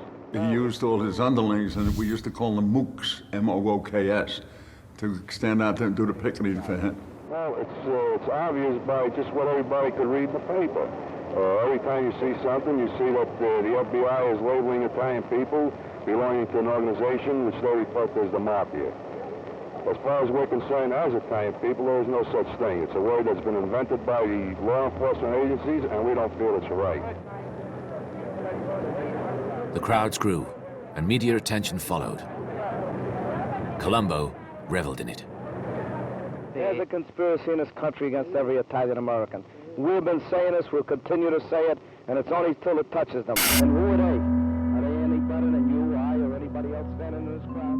Litigation on them. This unspoken challenging of authority was unheard of in Mafia circles. It was in marked contrast to his silence at the grand jury years before. Mafia men, used to speaking in hushed tones of the Cosa Nostra, were unsettled. I've worked all my life, and if it isn't in the rule of... Why declare war on law enforcement? You're going to have enough trouble with them as it is. Why make it personal? The worry growing in the highest circles of the Mafia was law enforcement scrutiny would intensify because of Columbo's actions. But initially, for the FBI agents, it was a new, unsettling tactic. The tables had been turned. I know a lot of them were very furious with him. There were some collisions there on the picket lines where they almost came to blows. Now I'll go a little further. Many of the other minority groups are starting to feel this thing. And when they get through with us, they have to go on to the next body of people. And this is where the public should wake up, and this is where the public should start demanding some of these things be brought out to light. And why are they so frightened of an investigation? And why shouldn't there be an investigation on them? In 1970, Columbo shifted his protest movement up a gear. He created the Italian-American Civil Rights League.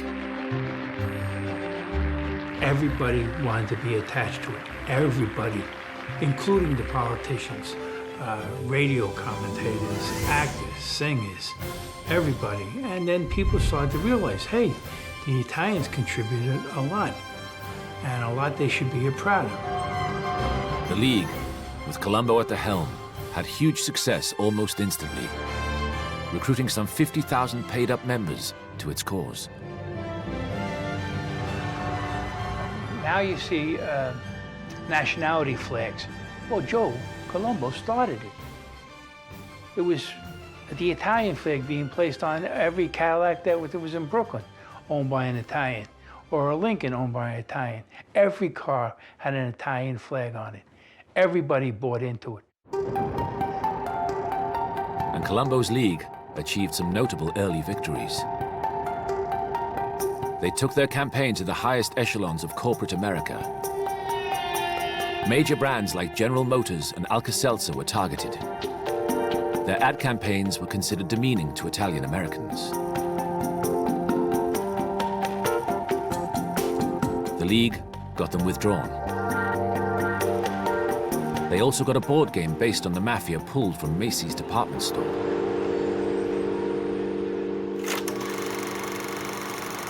Even Hollywood felt the wrath of the League.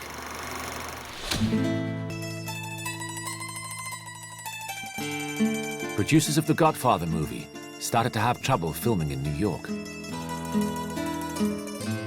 Production was threatened by walkouts, obstructions, and delays. The League came to the rescue, offering to smooth the process if the producers agreed to remove all references to the Mafia or Cosa Nostra from the script.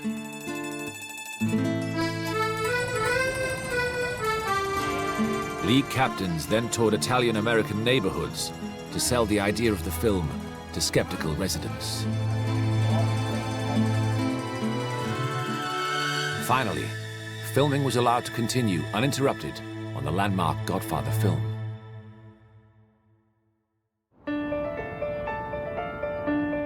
Colombo went further still. He even got the New York mayor, prosecutors, and FBI to stop referring to the term Mafia in its official documentation, as it was prejudicial. The city was listening to Joe Colombo, and the League was proving to be highly effective. In 1970, Colombo was ready for the League's showpiece. Its first Italian-American Unity Day rally, to be held in Columbus Circle in the heart of Manhattan.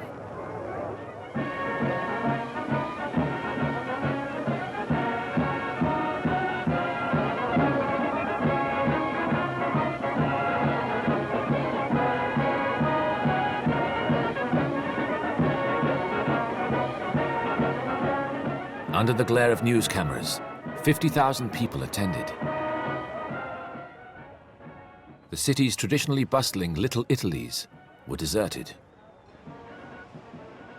The other mob families reluctantly allowed Italian-American businesses to close for the day in solidarity.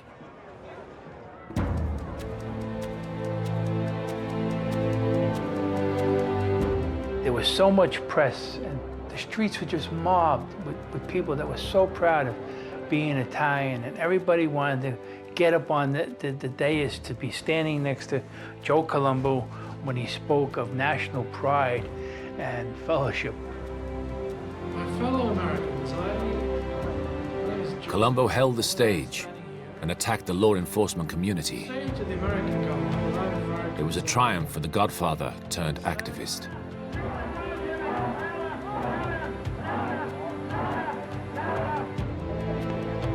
In the wake of the rally, interview followed interview.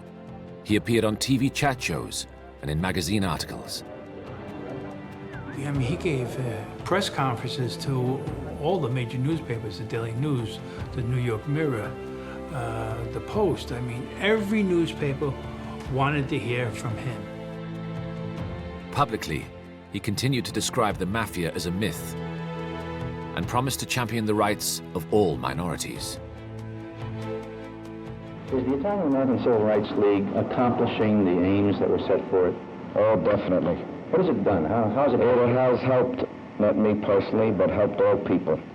It has helped people of all ethnic groups. It's helped children. It's helped elderly people. It's helped anyone that needs help. It's made people feel that there are no orphans, and anybody who would want help would only have to ask for it, and they would have it. Up until now, Columbo's League had preserved an air of legality. However, under Columbo, this positive gloss was wearing thin. Because he was still a mobster, and the League was just another money-making opportunity. American Civil Rights League was created by Joe Colombo to fight against discrimination. As far as that went, it wasn't a bad idea, but he was the wrong person to be doing something like that. He was the wrong person to be represented as a leader of the Italian-American community. In fact, Columbo was hijacking a legitimate cause.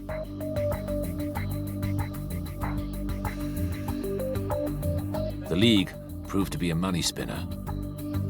It was netting him plenty of funds that he could appropriate. Joe Colombo formed the Italian-American Civil Rights as a racket, as a scam to make money, period. And he used it for that purpose. He was shaking down store owners all over Italian neighborhoods, forcing them to put his sticker in a window.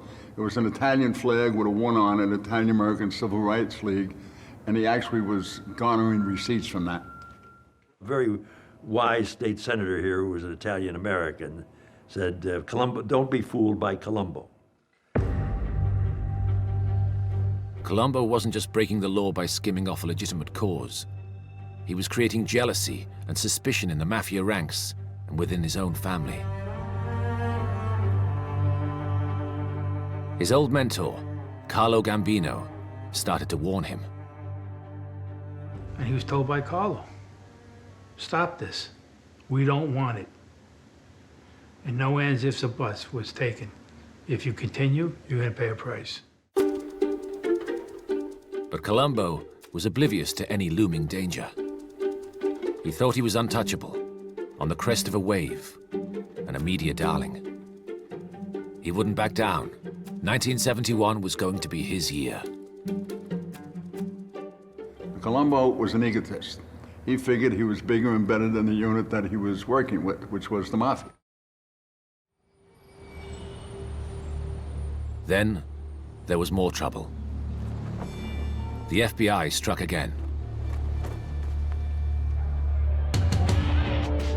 Angered by Colombo's actions through the Italian-American Civil Rights League, they issued subpoenas for various high-profile bosses.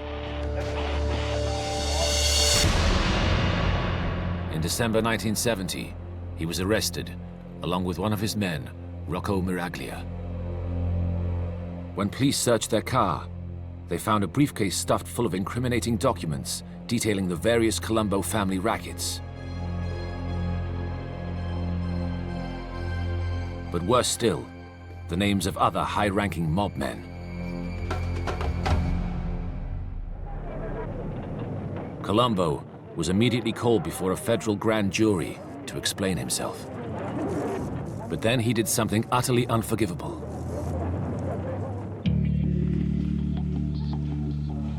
Rather than keeping his mouth shut, like he had the last time he came before a grand jury, he adopted a different tactic and decided to talk his way out of it. He explained that the dollar amounts next to names were simply donations for his league. Carl, he explained, was none other than Carlo Gambino, reputed mafia boss. The $30,000 next to his name was actually a donation to the league.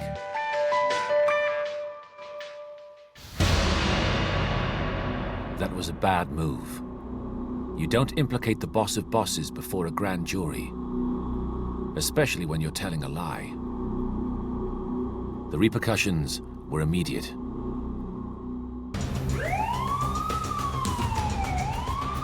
That same year, the police department moved in on the Mafia and federal strike forces combed the city. Even Carlo Gambino paid the price. He was arrested in 1970. It was clear that it was Colombo's loose mouth that had got him into deep trouble. With his former protector and with the FBI. His behavior began to worry bosses like Carlo Gambino. This incensed the old mafioso. They didn't want that. They wanted silence. They wanted to stay in the shadows. And Joe was bringing them out. Joe Colombo's days were now numbered.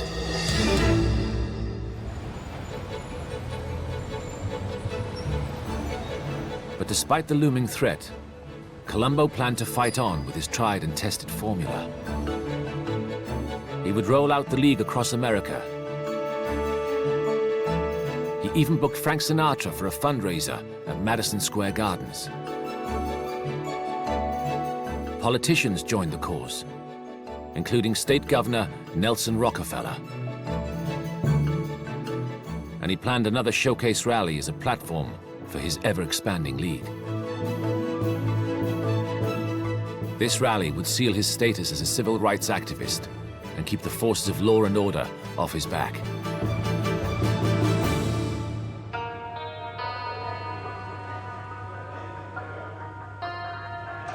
But by now, his enemies inside the mob were stirring.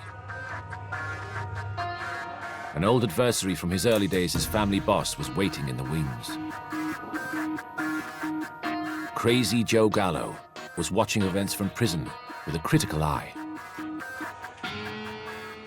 Joey Gallo was called Crazy Joe. And there was a reason for that, because he did crazy things. I'll give you an example of Joe Gallo's operation. They had a club on President Street in Brooklyn.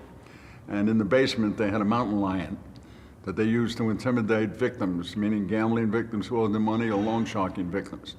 And if somebody didn't pay up, they'd just bring them to the club on President Street, open the door to the basement, and down at the bottom of the stairs would be this mountain lion, ready to, and they would do what they were told.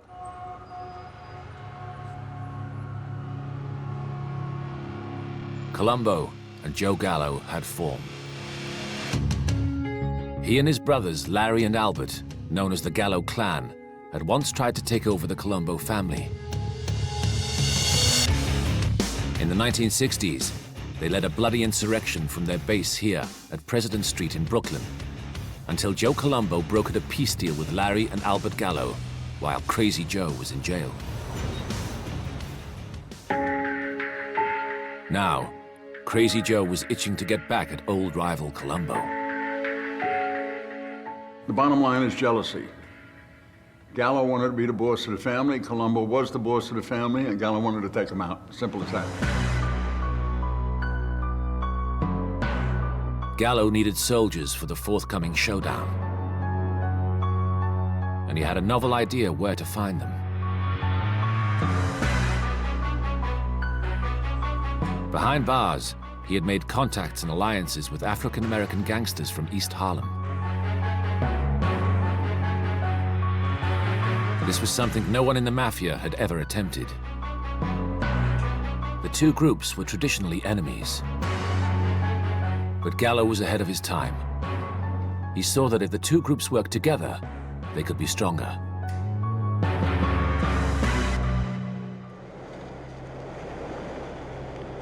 Then, in February 1971, Colombo's old enemy, Crazy Joe Gallo, was released after 9 years in prison. Publicly, he swore his Mafia days were over, and he renounced his criminal past. But privately, it was business as usual. He was back on the streets. In his eyes, the peace deal was null and void. As far as he was concerned, the war was never over, and he was preparing for a counterattack.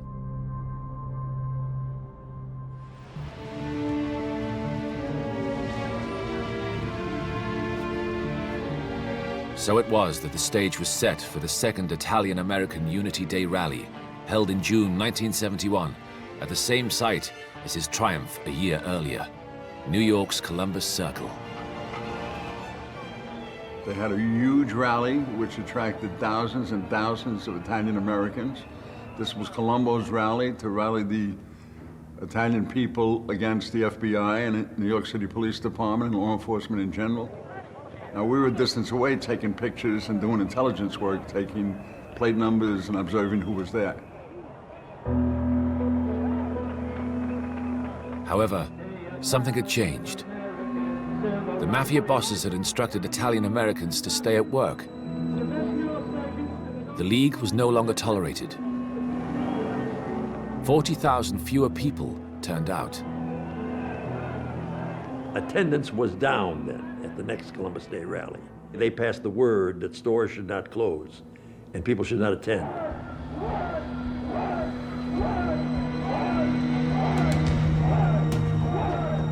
Just before noon, Columbo headed to the podium to speak. He was preparing to launch another stinging attack on the FBI. An African-American news cameraman with press credentials approached. As the journalists grabbed Columbo's attention for a soundbite, the newsman moved forward.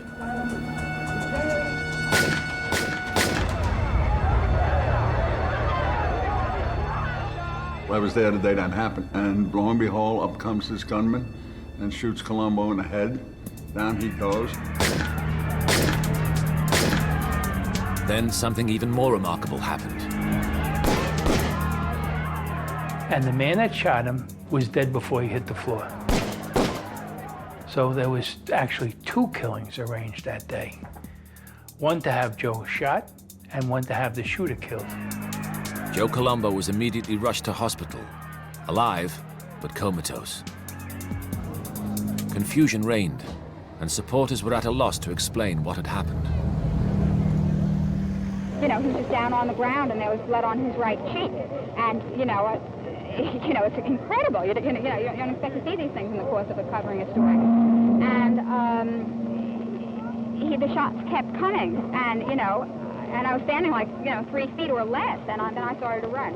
And I heard somebody else's shot, but I wasn't there. I ran. As far as I know, Joe is in Roosevelt Hospital in critical condition with 2 shot wounds, one in the chest and one in the head. And I understand one of the perpetrators is dead. You know who did it? I have no idea. I have no idea who did it. Did you see it? No, I did not see it. I was standing behind the stand when it happened. What's your reaction to this? Our reaction is, right now, there's still a state of confusion as to what really transpired. I'm still trying to piece the information together myself. The hit on Columbo had been carried out by Jerome Johnson, an African-American from Harlem, but he was a very unlikely killer. He was a drifter and petty criminal with a penchant for stalking girls on a nearby university campus. He had no record as a hitman for the mob. It was a curious discrepancy for New York's chief of detectives, Albert Seidman. Unfortunately, we have not been able to rule out one possibility or the other. Mr. Johnson is still some sort of a mystery man to us. What puzzled the police was someone must have told Johnson to undertake the hit and trained him. The question was, who? The African-American link to Harlem pointed to Crazy Joe Gallow.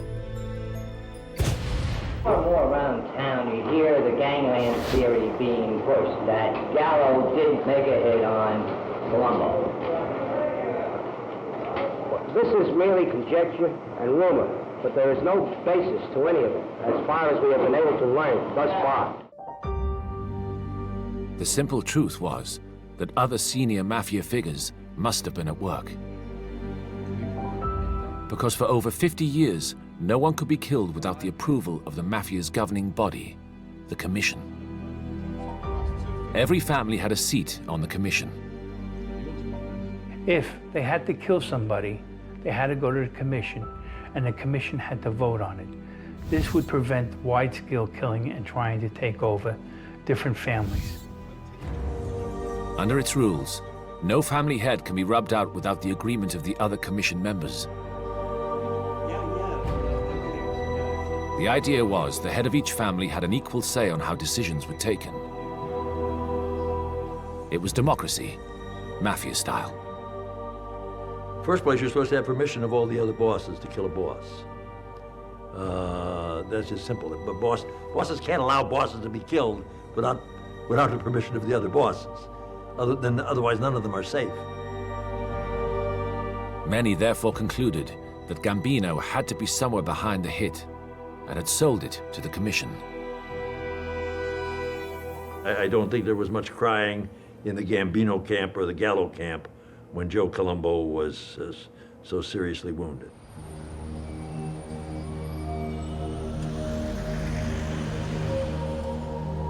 But as so often with the Mafia, the Columbus Circle shootings and attempt on Colombo's life went unsolved. There was nothing to pin on Gambino. We're saying that Johnson had some connections with the Gambino family, but we are not making a statement that that was his exclusive connection with organized crime.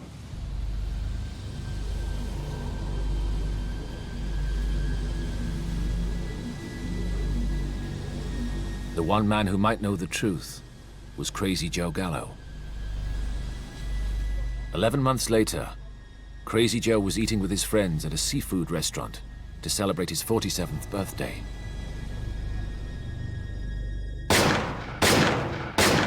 They were sitting at a rear table, this group of 6 people, when a man walked in from the back door, and he walked up to the side of the table, and he fired 3 shots. He hit Joe twice, and he hit his bodyguard, Pete the Greek, 1 time. For the FBI and police investigators, the only explanation had to be Colombo family members out for revenge. He was killed by elements of the Colombo family. It was ordered by a guy named Joseph Yacovelli, Joe Yack.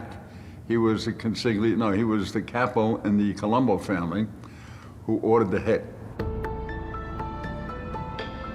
But if Colombo's shooting was supposed to bring stability back to the Mafia, it actually signaled the slow demise of the Colombo crime family. Because, leaderless and at war, the family's fortunes turned irrevocably downwards. It began to tear itself apart in the decades that followed. The internal power struggles never ended. The Colombo family is now just a shadow of its former self. In 2011, a further 125 of its members were arrested.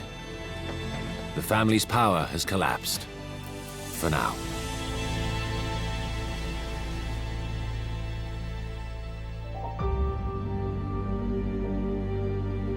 As for Joe Colombo, none of this mattered. He never recovered from that day at the rally. He remained in a vegetative state and died 8 years after being shot. Funeral services were held today for one of America's leading crime figures, Joe Colombo. If you look at his record, he was only arrested for shooting crap when he was 18 years old. Every other indictment, every other accusation came after he became a civil rights leader. And that was another indication on how the media, particularly, champion what law enforcement often gives them. Joe Colombo has left his mark in American society. He died a maverick godfather, a former killer who had dared to do things differently. But by taking on Mafia rules and fighting the FBI at the same time, it was a battle he could never win. His picking in the FBI building and police headquarters was kind of stupid. You know, you're not exactly dealing with the faculty at Harvard. Perhaps his biggest mistake was to find the world of civil activism more intoxicating than running a crime family. For a while, he got away with it. People who should have known better joined his committees. He was using civil rights as a shield. In my opinion, he was the fool. Fame would offer Joe Colombo no protection from a failure to obey the most fundamental Mafia principles. all Joe Colombo's troubles were brought on by himself. I mean, if he had followed the rules of the mob, particularly the mob bosses, and stay out of the limelight and just operate your business and bring money in, he never would have had a problem. But because he became flamboyant and he got his ego swelled, he decided to go out into the public world, which was a major error.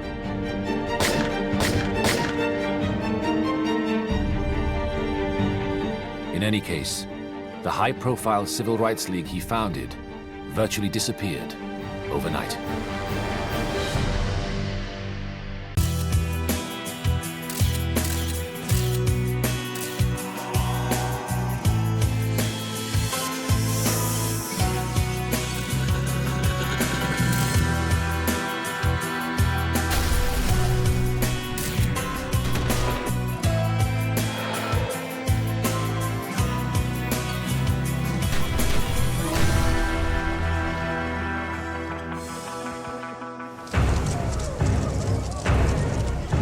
John Gotti was the most famous gangster since Al Capone. His picture's on page 1 of newspapers. His name is all over TV. He's a headline figure. He brutally murdered his way to become head of the most powerful crime family in America. John Gotti took charge of what's called the Gambino crime family shortly after his reputed predecessor was gunned down. Addicted to fame, he adored the attention of the world's media and became America's most high-profile criminal. He was Moby Dick in the organized crime world. Everybody wanted to prosecute John Gotti. In New York, the Gotti trial is the hottest show off Broadway. He made a mockery of the law, time and again walking free from court. I'm not saying he didn't do it. I simply had my doubts. But overconfident and arrogant, he thought he could take on the might of the FBI. Here was this guy, he had this come and get me attitude to law enforcement. He made fun of that. But what he did didn't just spell his end, but the ruination of America's most powerful crime family.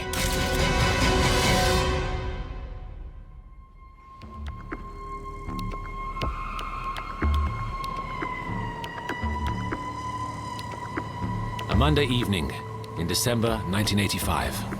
In central Manhattan, New York. At Sparks Steakhouse, Paul Castellano, one of the most powerful mobsters in New York, arrives for dinner, accompanied by his driver, Tommy Bellotti. 4 men are waiting for them.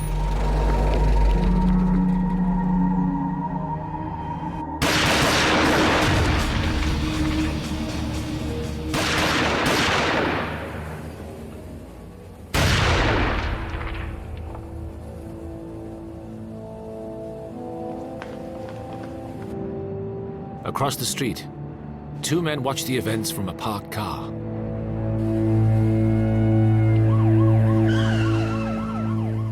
At least 3 gunmen in New York City tonight shot and killed a man identified by police as Paul Castellano, reputed chief of the Gambino Mafia family. That's the nation's most powerful organized crime organization. Well, the king is dead. Paul Castellano, reputed boss of bosses, executed on a New York City street yesterday.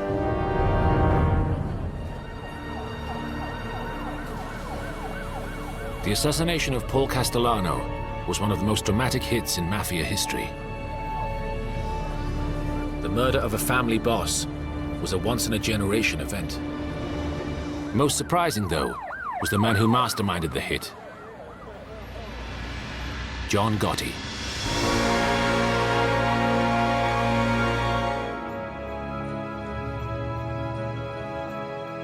Gotti was just not a well-known or well-respected figure prior to the killing of Castellano. I mean, his initial forte in organized crime was hijacking trucks and beating people up and killing people. He was a thug, in my view.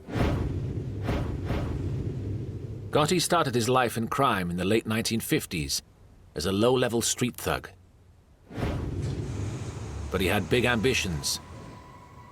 He had his eye on joining the most profitable criminal organization in America. Mob profits are going to top $100 billion this year. Add to that, the inflated costs of consumer goods and services in the total bill is more than $77 for every American every year. And they're into everything from low-level street crimes to sophisticated white-collar crime. Garbage carting, the piers, the garment industry. Labor racketeering, and of course, murder.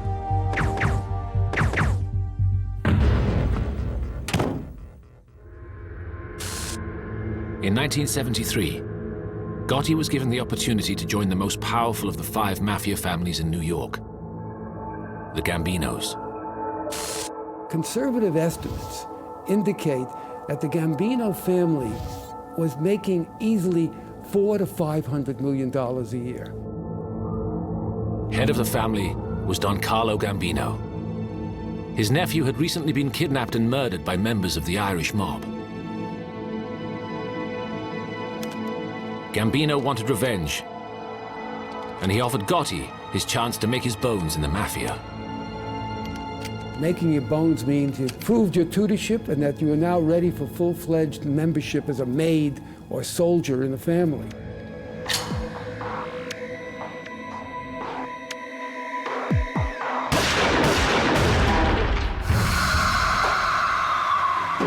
Gotti was part of the team that killed James McBratney in revenge for the kidnapping.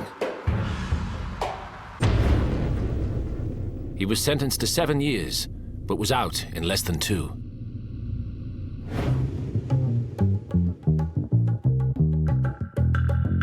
On his release, Gotti was richly rewarded. He was initiated into the Mafia and dramatically promoted straight to captain in charge of his own crew. It's one of the most violent and ruthless crews in the Gambino family. And they're engaged in everything from truck hijackings to murders and loan sharking. They were really crazy people. And hijackers really are very violent people. And that's what Gotti was. By 1976, Gotti was a rising star in New York's most powerful crime organization. You know, you can get pretty far in life if you're willing to shoot somebody who doesn't give you your way, right? That's a pretty significant advantage. Then, a change in the head of the family would allow Gotti to aim for the highest prize of all.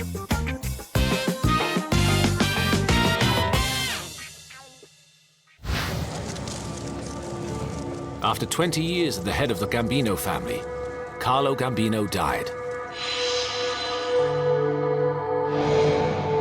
His brother-in-law, Paul Castellano, took charge. Castellano saw himself as more of a businessman than a street mobster, something that riled roughnecks like Gotti. Paul was remote and sort of removed from the street people. He didn't associate with his own members of organized crime. They felt he thought he was too important and too wealthy. They called him the Pope sometimes, or the man on the hill. From his mansion on Staten Island, Castellano took a dim view of street crews like Gotti's and was cutting them out of the most profitable deals. It was the kind of crew that Paul Castellano didn't really favor because they were looked upon as hard muscle guys, jaw breakers, knee breakers, but pea-brained. He was a family of the haves and the have-nots. Castellano and all his side made all the money. The Gotti's crews are all struggling, just trying to earn enough money to get by. Gotti began to nurture a growing hatred of Paul Castellano. But this factionalism within the family was not the only problem that the Gambinos were facing.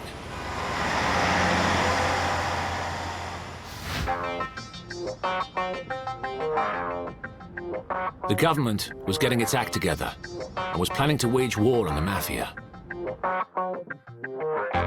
For years, the Mafia had prospered as only the low-level members would get convicted, whilst the top guys, the brains behind operations, always managed to keep their hands clean. Very often, in a Darwinian sense, you took out the lame and the weak and you allowed the strong to survive.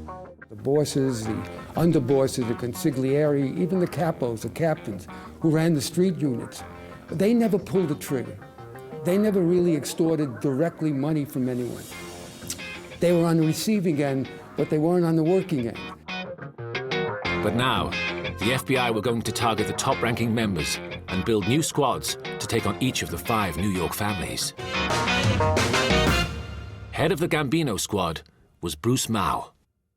When we started out in 1980, there's very little intelligence on the Gambino family, so we basically started from scratch. Mao had to discover a way to break into an organization which operated by a strict code of silence. When you investigate a crime family, you always look for a weak link and try to find some place where they're vulnerable, where somebody's talking. We like to find a gossip. And one of the first cases we opened was targeting against John Gotti.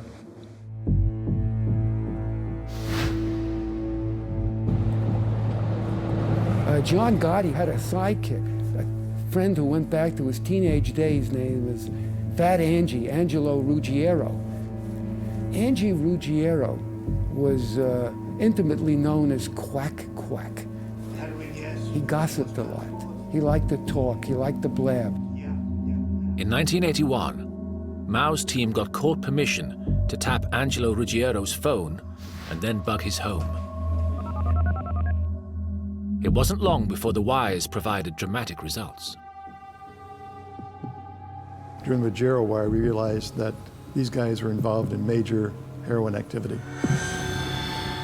They were pushing approximately 50 kilos of heroin in a 6-month period here in New York. Right, don't worry about nothing, all right? How about our friend over there? What time you be at, Pete?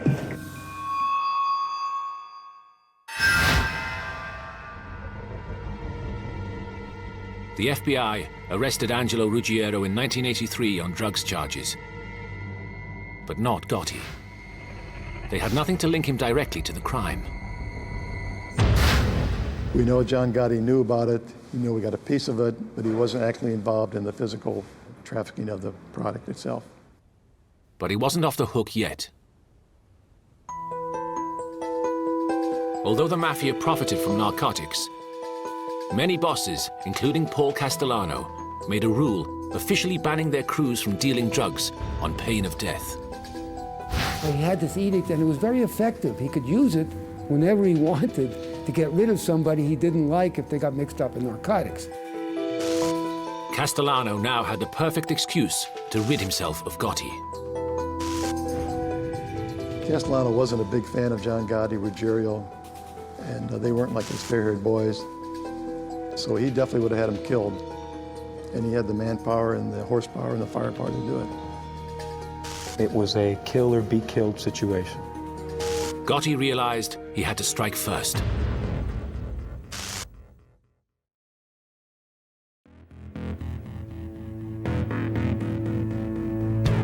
But the killing of a mob boss was no ordinary hit. The Mafia have strict rules. He would need permission from the heads of the other 4 New York families. But a lowly Mafia captain could easily be killed just for suggesting that he wanted to take out his boss. Now, for the first time, Gotti, and this was unforeseen, showed strategic sense and unforeseen acumen. Gotti gambled that the other bosses were tired of Castellano's high-handed manner and would be happy to see the back of him. His gamble paid off. Amazingly, 3 of the New York bosses gave the go-ahead for the upstart capo to take Castellano out. He now needed a hit team.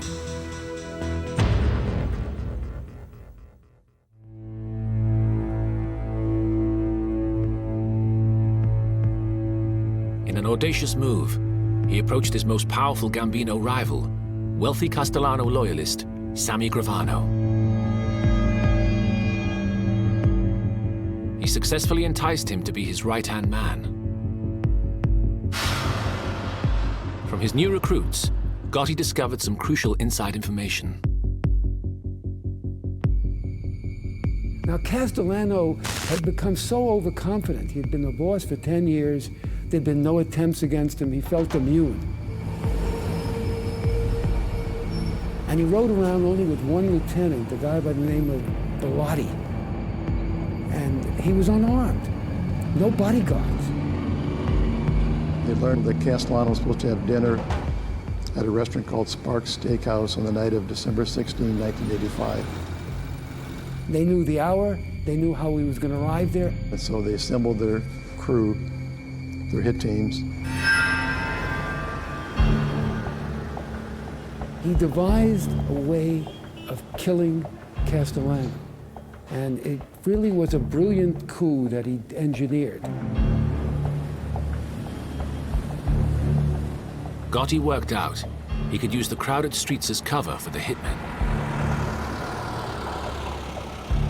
He had everybody dress in white trench coats and also wear Russian fur hats. And the idea was that everybody would look the same, so any passers-by on the street could not really make a solid identification. In a final bold move, Gotti would be only feet away to oversee the execution. His new right-hand man, Sammy Gravano, would be sat beside him. What happened next would change the Mafia forever.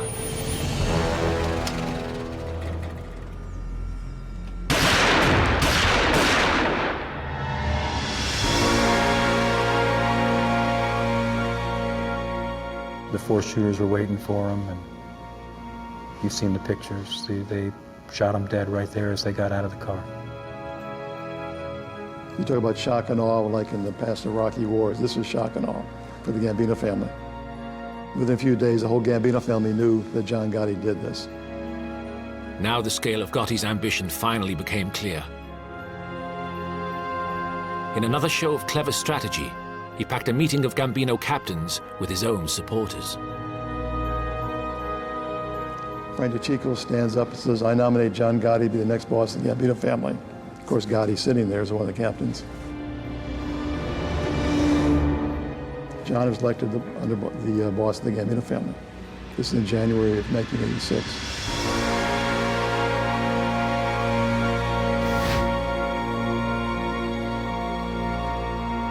John Gotti took charge of what's called the Gambino crime family shortly after his reputed predecessor was gunned down. And the man that succeeded him, or is believed to have succeeded him, was a man by the name of John Gotti. So you think he's behind this? Well, certainly I would think he heads the enforcement arm of the Gambino family, and certainly they'd have to consult with him. Until now, the Mafia had been a secret society exerting its power from the shadows.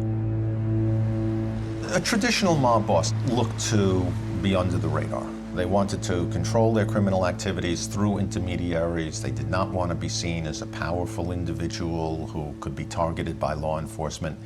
Gotti was precisely the opposite. Gotti attracted attention in a way no other boss had ever done.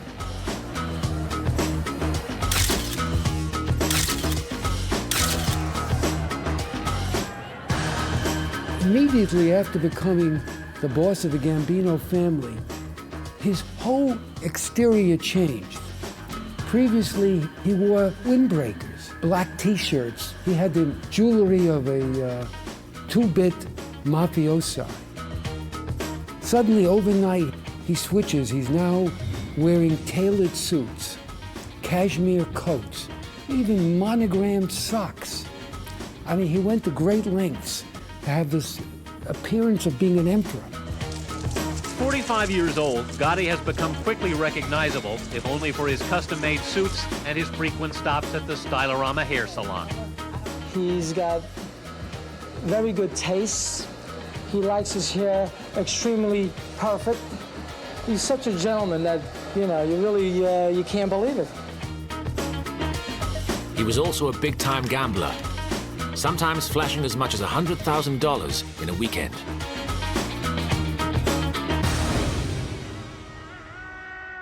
Gotti loved the limelight. He talked about it all the time, about he had his public. He didn't mind being stared at in restaurants. He boasted how important he was. He was a megalomaniac. The press nicknamed him the Dapper Don. But for all the fancy suits, Gotti was a street mobster, and he couldn't shake free from his past.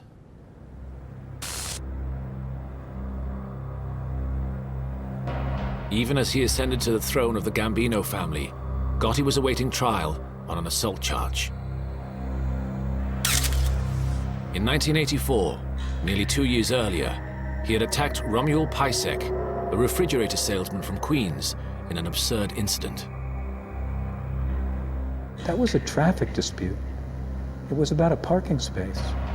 And John Gotti slapped Romuald Pajsek in the face. And they also stole about $300 from him. Pajsek didn't know who he was, went to the police. That's all that case was. Somebody who's going to be in the mob boss doesn't put himself in the position where he can be arrested for what is essentially a meaningless incident. Then before it goes to trial, all this Castellano stuff happens, and all of a sudden, poor Romuald Pajsek is testifying against the #1 criminal in the country. Pajsek had good reason to fear him when a terrifying story from Gotti's past surfaced in the press. In 1980, Gotti's 12-year-old son was killed when he ran out in front of a neighbor's car.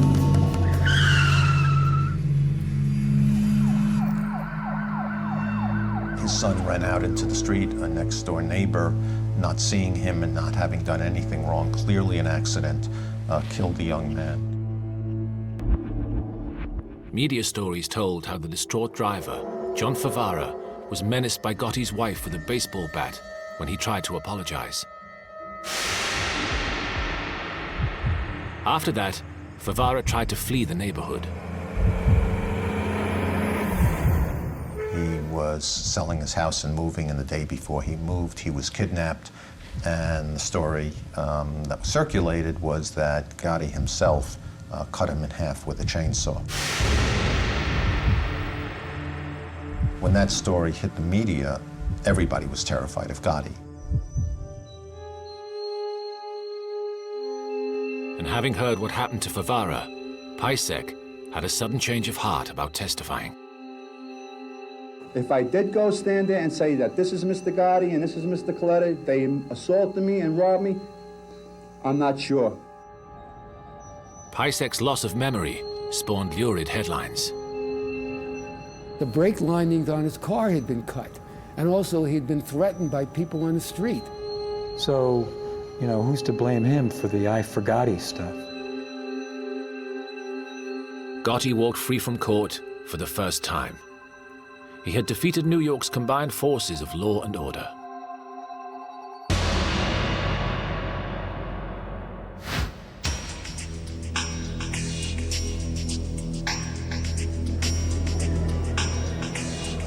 But less than 2 weeks later, in April 1986, he was back on trial.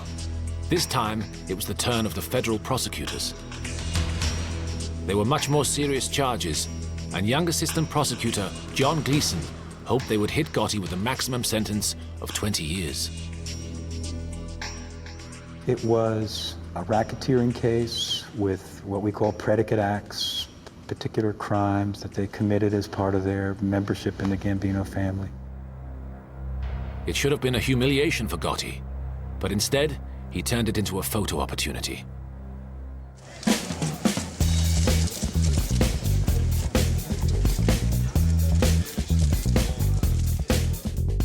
The supermodel of mobsters, Gotti on magazine covers, newspaper headlines. One New York tabloid even followed his court suit, the cut, not the criminal, in a daily fashion column called Gotti's Garb. And every day at the courthouse, the Dapper Don plays to a sellout crowd. I'm interested in the case because Gotti's kind of cool. Gotti has been a cover boy. He's probably the first mob cover boy. Gotti happily obliged his public with a stellar performance, nonchalant and apparently unconcerned by the trial going on around him. Overnight, it became a media sensation because of the attraction to John Gotti. Gotti even tried to assiduously cultivate members of the press. He would have espresso with some brandy that he would pour in, or anisette, and he often invited the women reporters, never the male reporters, to share these drinks with him. So he opened doors for the women. He considered himself a new element in organized crime, and he was somebody who was untouchable. Although he played the part of the Dapper Don, when the trial started, he fell back on the tactics of the street. He was constantly berating me.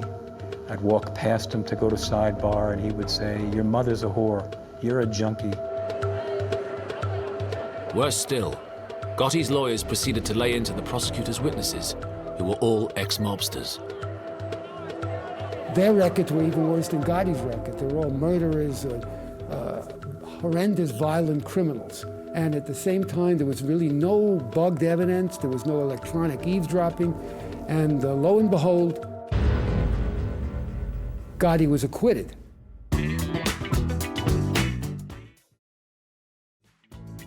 When the verdict was read today, gasps were heard in the courtroom. Gotti smiled, then glared over at the prosecutors and shouted, "Shame on them." The jury's job was to decide whether or not the defendants were guilty. They did their job, and that is the end of that. But what nobody knew at the time was that Gotti's victory had always been guaranteed.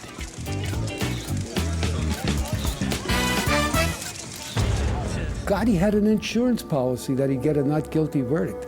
One of the jurors was bribed. Later, juror George Pape would be found guilty of accepting $60,000 to withhold a guilty verdict. But at the time, the case was a disaster for the government. It was a prosecutor's nightmare. It was a horror show. And John Gotti loved it. He enjoyed every minute of it. He knew he wasn't going to get convicted. He knew he had a free ride. He knew there was no downside for him in the trial, only an upside. No, it's no problem. No problem. Gotti had made a mockery of the court again. But the attempt to try to convict him had a higher price. In the course of the trial, the prosecution had called two of Gotti's crew as witnesses, and in doing so revealed them as FBI informants.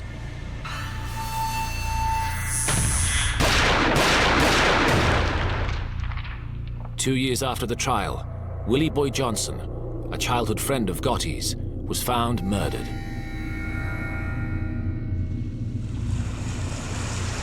The other informant, Billy Batista, was never found. Now this incensed the FBI because it was giving away what they considered two valuable informers in essentially what they considered a weak case. And it caused not just a dispute, but a rift.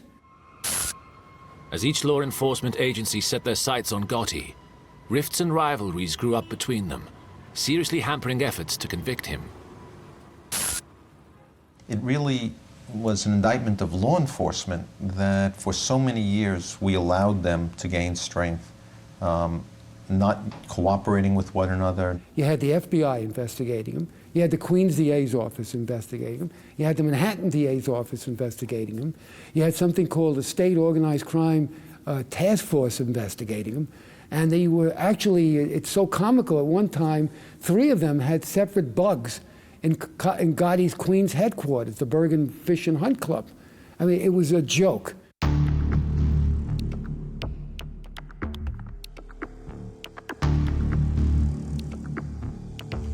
Next to try and nail Gotti was the New York State Organized Crime Task Force.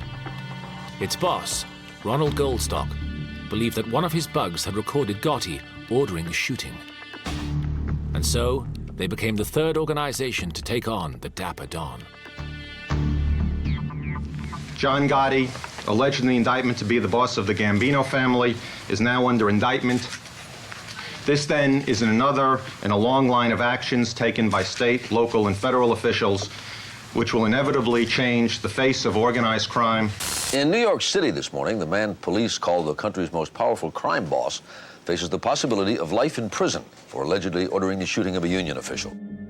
That union official, John O'Connor, had smashed up a restaurant owned by a friend of Gotti's. In revenge, he was shot 4 times in the back.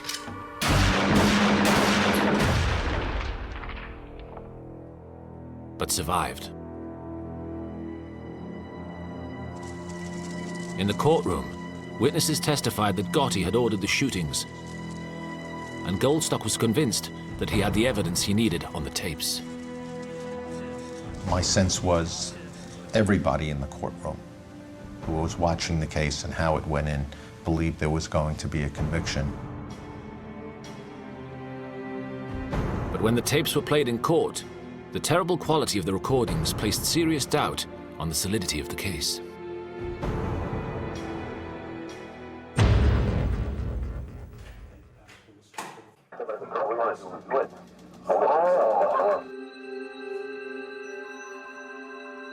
A jury brought in its verdict today on the man called the Dapper Don. How say you with respect to defendant John Gotti? We find him not guilty. We were stunned by the acquittal of Gotti. We did not believe that that could have happened. Gotti walked free from court a third time. There was nothing to connect up Mr. Gotti from what happened. Zilch. I'm not saying he didn't do it. I simply had my doubts. The government thinks you just say mafia and you sit down on your backside and that's enough. It's not enough in America to say mafia and sit down.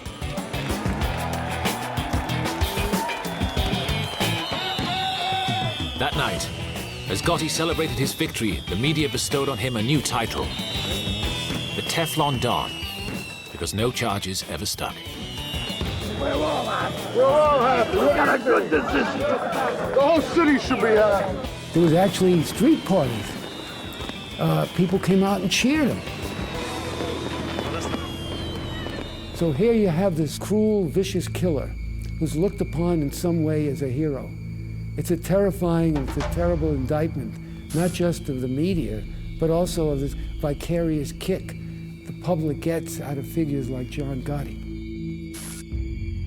They wanted to see something like Vito Corleone or Jesse James. And he saw that.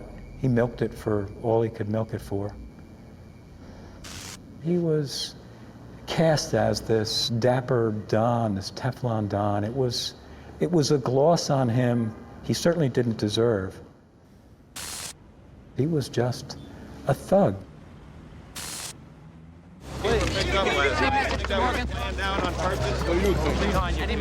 Never before had a criminal appeared so powerful, so beyond the law.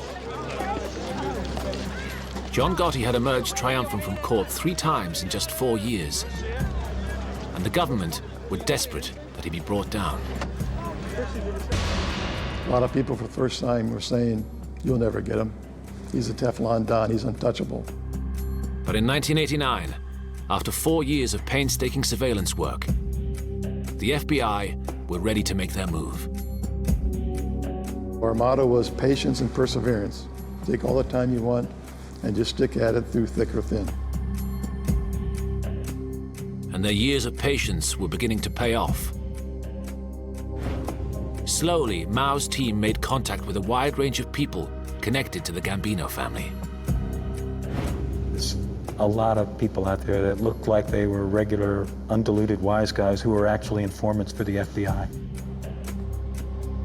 The FBI learned that Gotti now liked to spend his time in the Ravenite Social Club on Mulberry Street in New York's Little Italy district.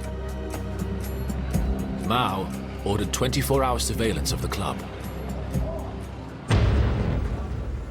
This is Little Italy. It's a very hard place to park cars, to conduct surveillance without being discovered.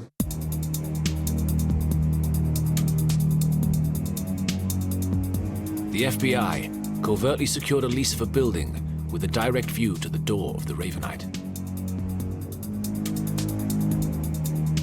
They installed thousands of dollars of camera equipment, and studying hours of footage, they discovered something remarkable. Gotti was so overconfident that he was openly running his organization from the Ravenite Social Club.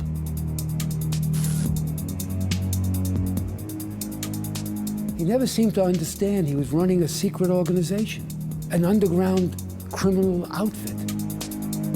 And he demands that at least once a week, his soldiers or his capos have to show up and kiss his ring like he's a pope. They're not supposed to meet in public. They're supposed to be clandestine. They normally use safe houses. And from Monday through Friday, John Gotti would hold court at this club 5 nights a week. And he gives Bruce Mao and the FBI incredible opportunities to unearth evidence that only a fool would hand over to them.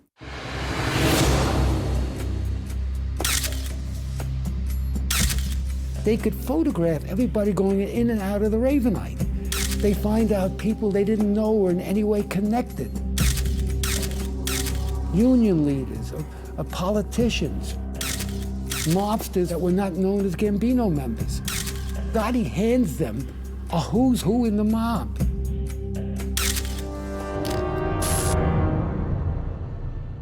Good though the surveillance was, photos and video from outside the club would not make a case against Gotti. They needed to be able to hear what was being said inside.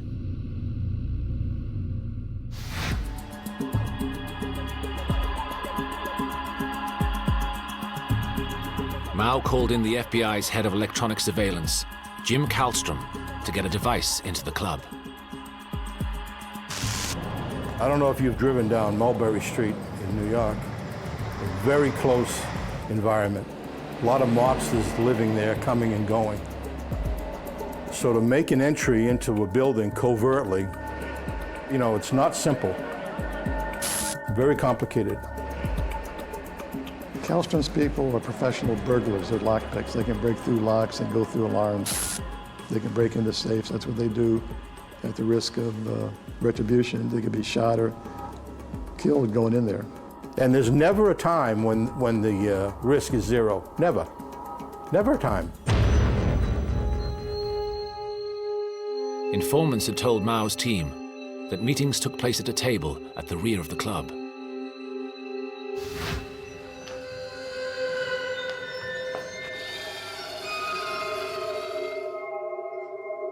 They broke into the club. They got through the lock. They disabled the alarm system. And they were able to install a bug in the club. With the bugs in place, the FBI thought that they were finally in a winning position. But they would discover it wasn't that simple.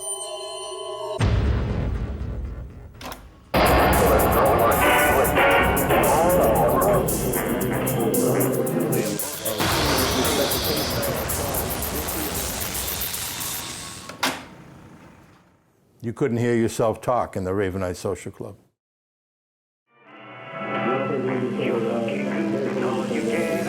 Extremely noisy. Music played, all on purpose to stop any microphone.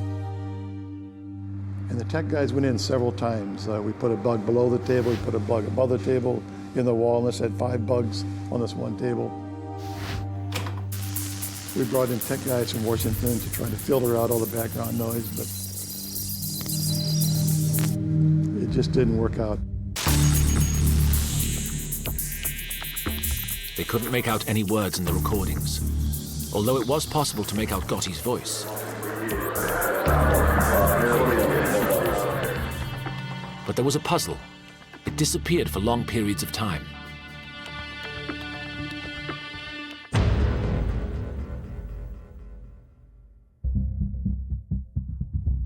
So the team went back to the videotapes of the exterior of the club, looking for any sort of lead. It was then that they made a dramatic breakthrough by watching the door next to the club. And here's really the power of surveillance. All of a sudden we started to figure out that there was a certain woman who would leave almost like clockwork when certain events took place. Mao checked all their logs and realized that the woman left at the exact same time that Gotti's voice disappeared from the audio recordings.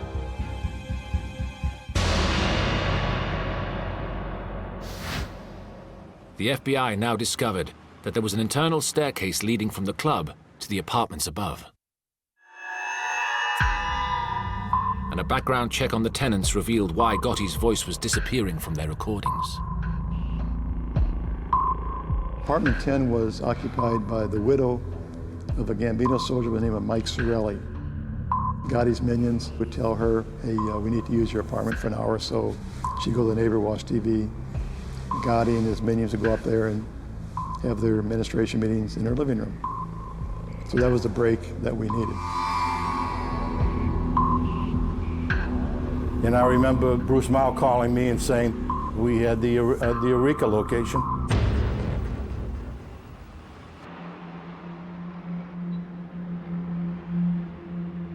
But now, they were faced with a new problem. How to get into an apartment where somebody lived.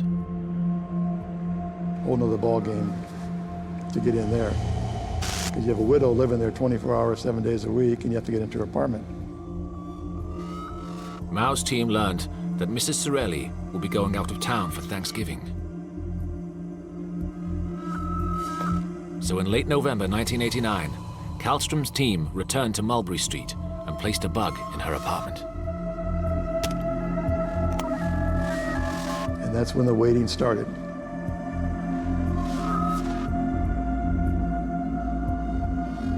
As weeks passed without results, Mao's team began to fear the worst. If Gotti suspected he had been bugged, the entire operation would be over. You always wonder, did they discover something? Did they make the tech guys? Did they leave a little piece of wire behind? You know, has it been compromised?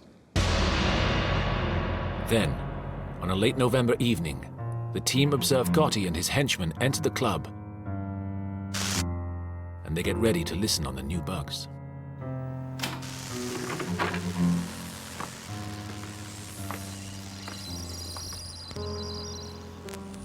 And sure enough, they opened the door for apartment number 10.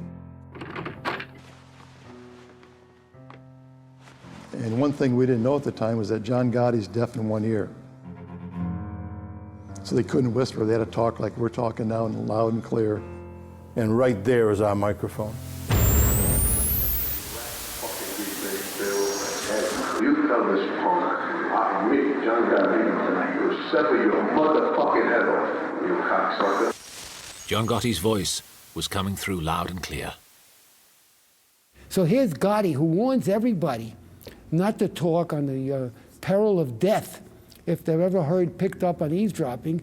He goes up there and he's talking openly. He would go over stuff over and over again. Now listen to me, fella. Now listen. You're going to sever your motherfucking head off. So it wasn't like, what did he say? If you didn't get it the first time, just wait a few minutes, you'd get it again. John talks about whacking DB, Robert DiBernardo. DB got whacked. They told me a story. I was in jail. And I whacked him. I knew why it was being done. I done it anyway.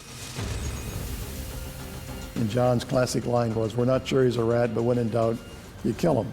It was a clear admission to a murder. It was what Mao had been waiting for several years. And Gotti handed it to him on a silver platter. Where the fuck are we going? Where are we going? All told, we monitored a total of 5 conversations, maybe 7.5 hours of tape all told. But they were like the top 40 hits. And we knew we were off to the races. We knew we were going to have a really good case. Be it an hour from now, be it tonight, or 100 years from now, I'm in jail. It's going to be arroz and ocean.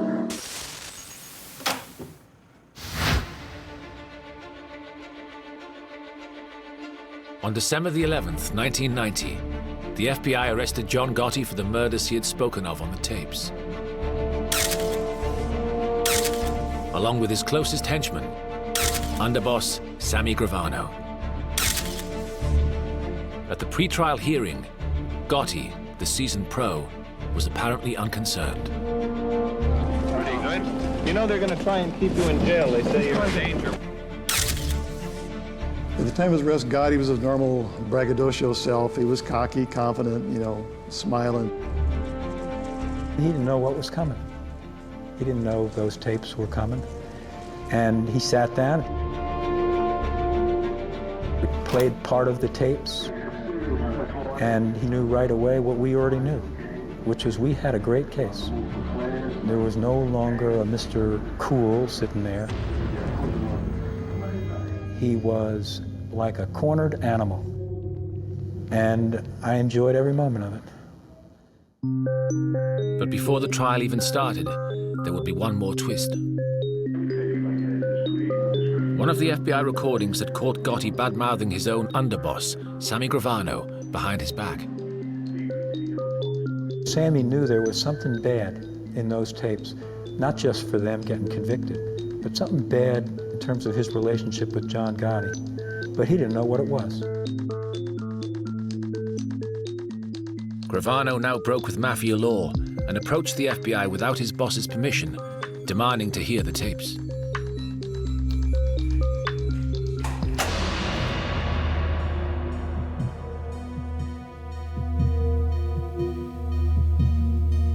Never forget as long as I live that, the playing of that December 12th tape in its entirety for Sammy.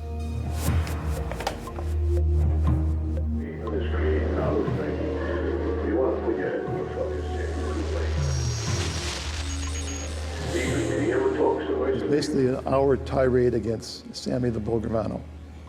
He calls him a greed-eyed monster, how much he hates Sammy, thinks he's greedy. He talks about firing him.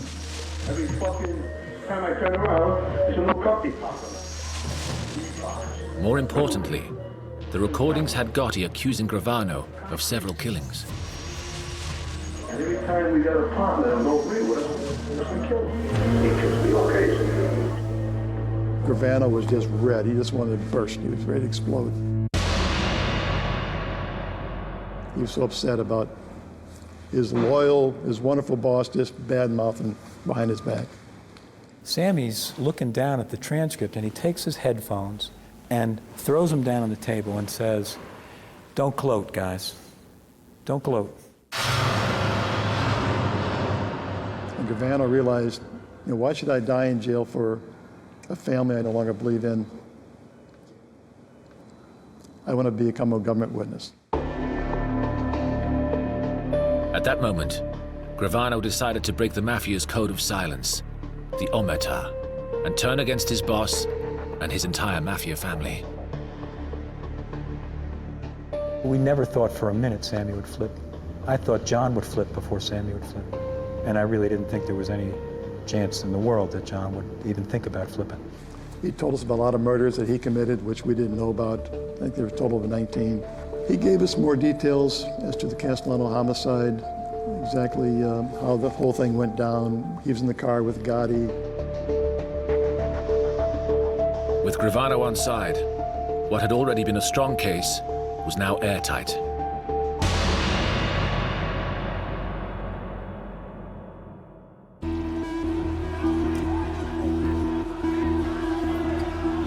Outside the court, it was a typical Gotti circus. He was still, after all, the Teflon Don. It's not just average guys caught up in the Gotti spectacle. A who's who from Hollywood came to Brooklyn to take in the show. This is one of the great dramas that's going on today.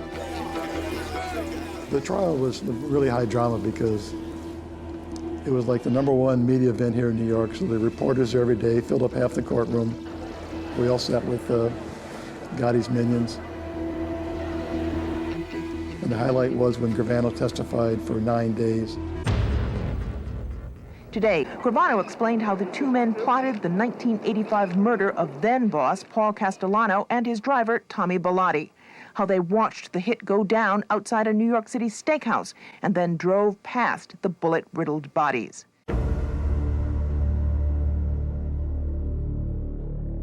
He didn't diminish his own criminality. He admitted to 16 murders. He admitted what he had to admit. He was a lights-out witness. I've been doing this now 27 years as a prosecutor and a judge. There was no better witness than Sammy Gravano. He killed them.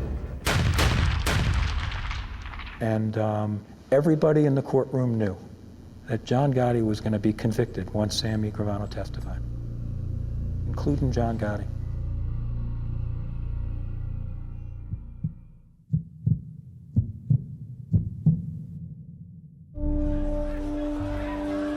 when the jury announced their verdict, Gotti's crew incited a riot outside the court.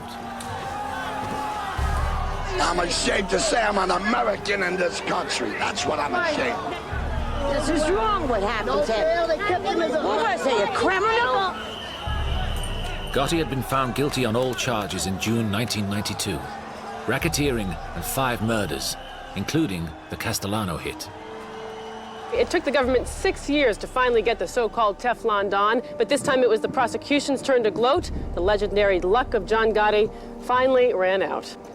The Teflon is gone, the Don is covered with Velcro, and every charge in the indictment stuck. It was quite an occasion. And I still get emotional talking about it now.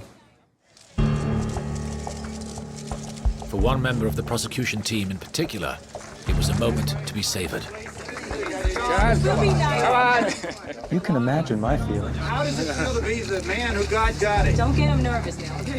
Right, this was my second trial. You know, I worked long and hard in that first case for a couple of years with a 7-month trial, only to have a juror get bought. We couldn't have been happier. We were pleased. We were happy. Are you smiling again?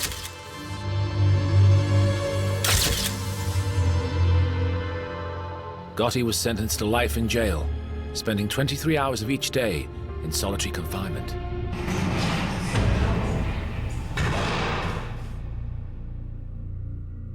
Gotti's indiscretions incriminated an entire tier of Gambino captains. The FBI itself could not have handpicked a better candidate to be the head of one of the major mob families in New York than John Gotti. Because of him, most of these captains were arrested, convicted, taken off the street. And they'd say, John and his friggin' big mouth, here I am. They hated this guy. He was an absolute ruination for the Mafia. He was so inept, unqualified, and incompetent that he single-handedly wrecked the Gambino crime family.